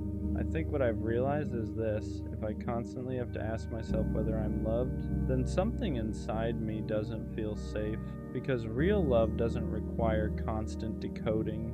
It doesn't make you sit alone at night replaying conversations. It doesn't make you question your worth after small disagreements. It doesn't make you shrink just to maintain peace. Real love feels steady, not perfect, not dramatic, steady. It feels like someone who chooses you, even when you're not at your best. It feels like someone who reassures without being forced. It feels like someone who protects your heart, like it's their responsibility too. And maybe you do love me, but if your love makes me anxious, if it makes me overanalyze, if it makes me feel like I'm asking for too much when I ask for consistency, then it's not landing the way love should, because love shouldn't make you question your value. It should reinforce it. It shouldn't make you feel like you're lucky to be chosen. It should make you feel mutually chosen. Maybe the real shift isn't asking, am I actually loved? Maybe it's asking, do I feel secure here? Do I feel prioritized? Do I feel emotionally safe? Because love isn't just something someone says. It's something you experience repeatedly. It's in the tone, the effort, the consistency after comfort sets in, the way someone handles you when you're difficult, not just when you're easy. And if I'm honest, I don't want intense love. I don't want dramatic love. I don't want love that feels like a roller coaster.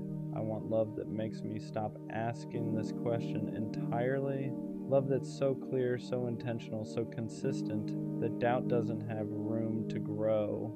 Because if I'm constantly wondering whether I'm loved, then maybe I'm not asking for too much. Maybe I just haven't experienced love that makes the answer obvious. And when I do, I won't have to ask, I'll know. Some nights, I stay up hugging my pillow pretending it's someone. Not because I'm dramatic, but because it gets lonely when no one chooses you. You start wondering if love just missed you, if maybe everyone else got picked and you were the one who got skipped over. I tell myself I'm fine being alone, and most days I am. But late at night, when the world is quiet, that's when the question comes back. Will love ever find me? Or am I just meant to imagine it? I think the hardest part is not the loneliness. It's feeling like you have so much love to give and nowhere to put it, no hands to hold, no one to come home to, just you, your thoughts, and the same hope you keep tucking away every morning.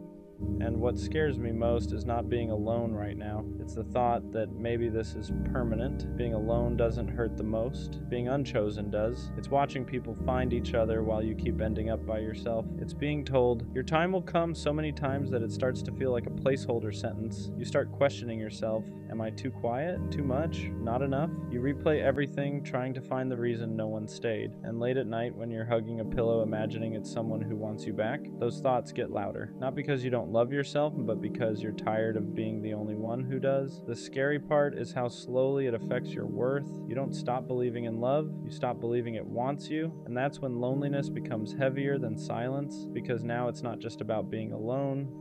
It's about wondering if something is wrong with you for being alone this long. This feeling doesn't mean you're unlovable, even though it really feels like it. It means you've been alone long enough for the silence to start telling stories. And silence is loud when it goes on too long. You start mistaking timing for rejection. You start turning waiting into a flaw. You start thinking love hasn't found you because you're missing something. But love doesn't work on fairness, and it doesn't run on schedules. Some people find it early. Some people find it after they've learned how to sit with themselves at night. And that doesn't make you behind. It makes you human. The fact that you still want love, still imagine it, still hope for it, even after feeling unchosen, that's not weakness. That's proof your heart didn't close. Imagining love at night doesn't make you desperate. It means you're human. You're not hugging a pillow because you're weak. You're doing it because your body remembers what closeness feels like, even when your life hasn't caught up yet. There's nothing wrong with wanting someone to come home to, with wishing there was a hand to reach for when the day finally goes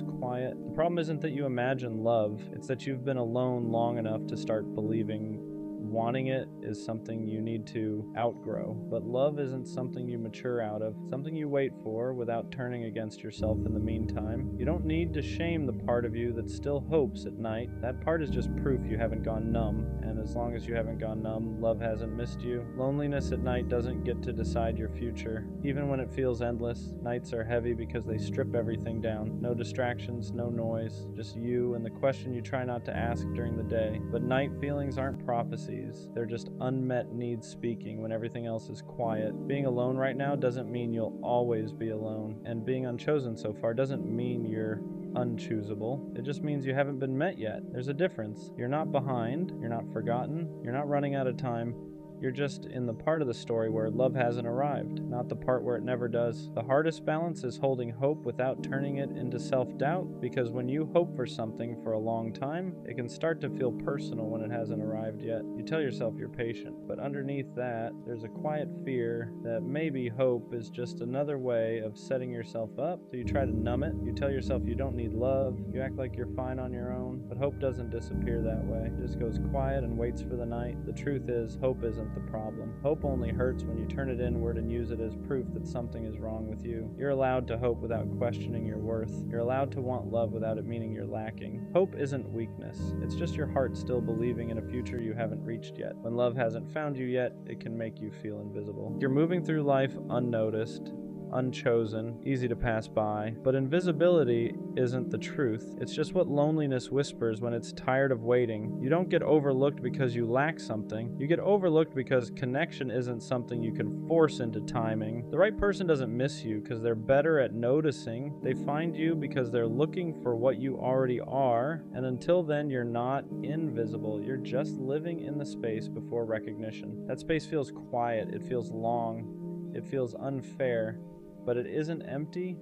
It's shaping you into someone who will recognize real love when it finally arrives. Not because you're desperate for it, but because you're ready to receive it without disappearing into it. Love usually doesn't find you when you're proving you deserve it. It finds you when you stop performing and start existing. For a long time, I thought if I was good enough, patient enough, understanding enough, someone would finally see me. So I overgave, overthought, overexplained. But love doesn't arrive as a reward for endurance. It arrives when you're no longer shrinking to be easier to choose. The moment you stop asking, what do I need to fix? And start asking, what do I need to feel safe? Something shifts. You don't chase connection anymore, you allow it, and that doesn't make love come faster, and it makes it come healthier.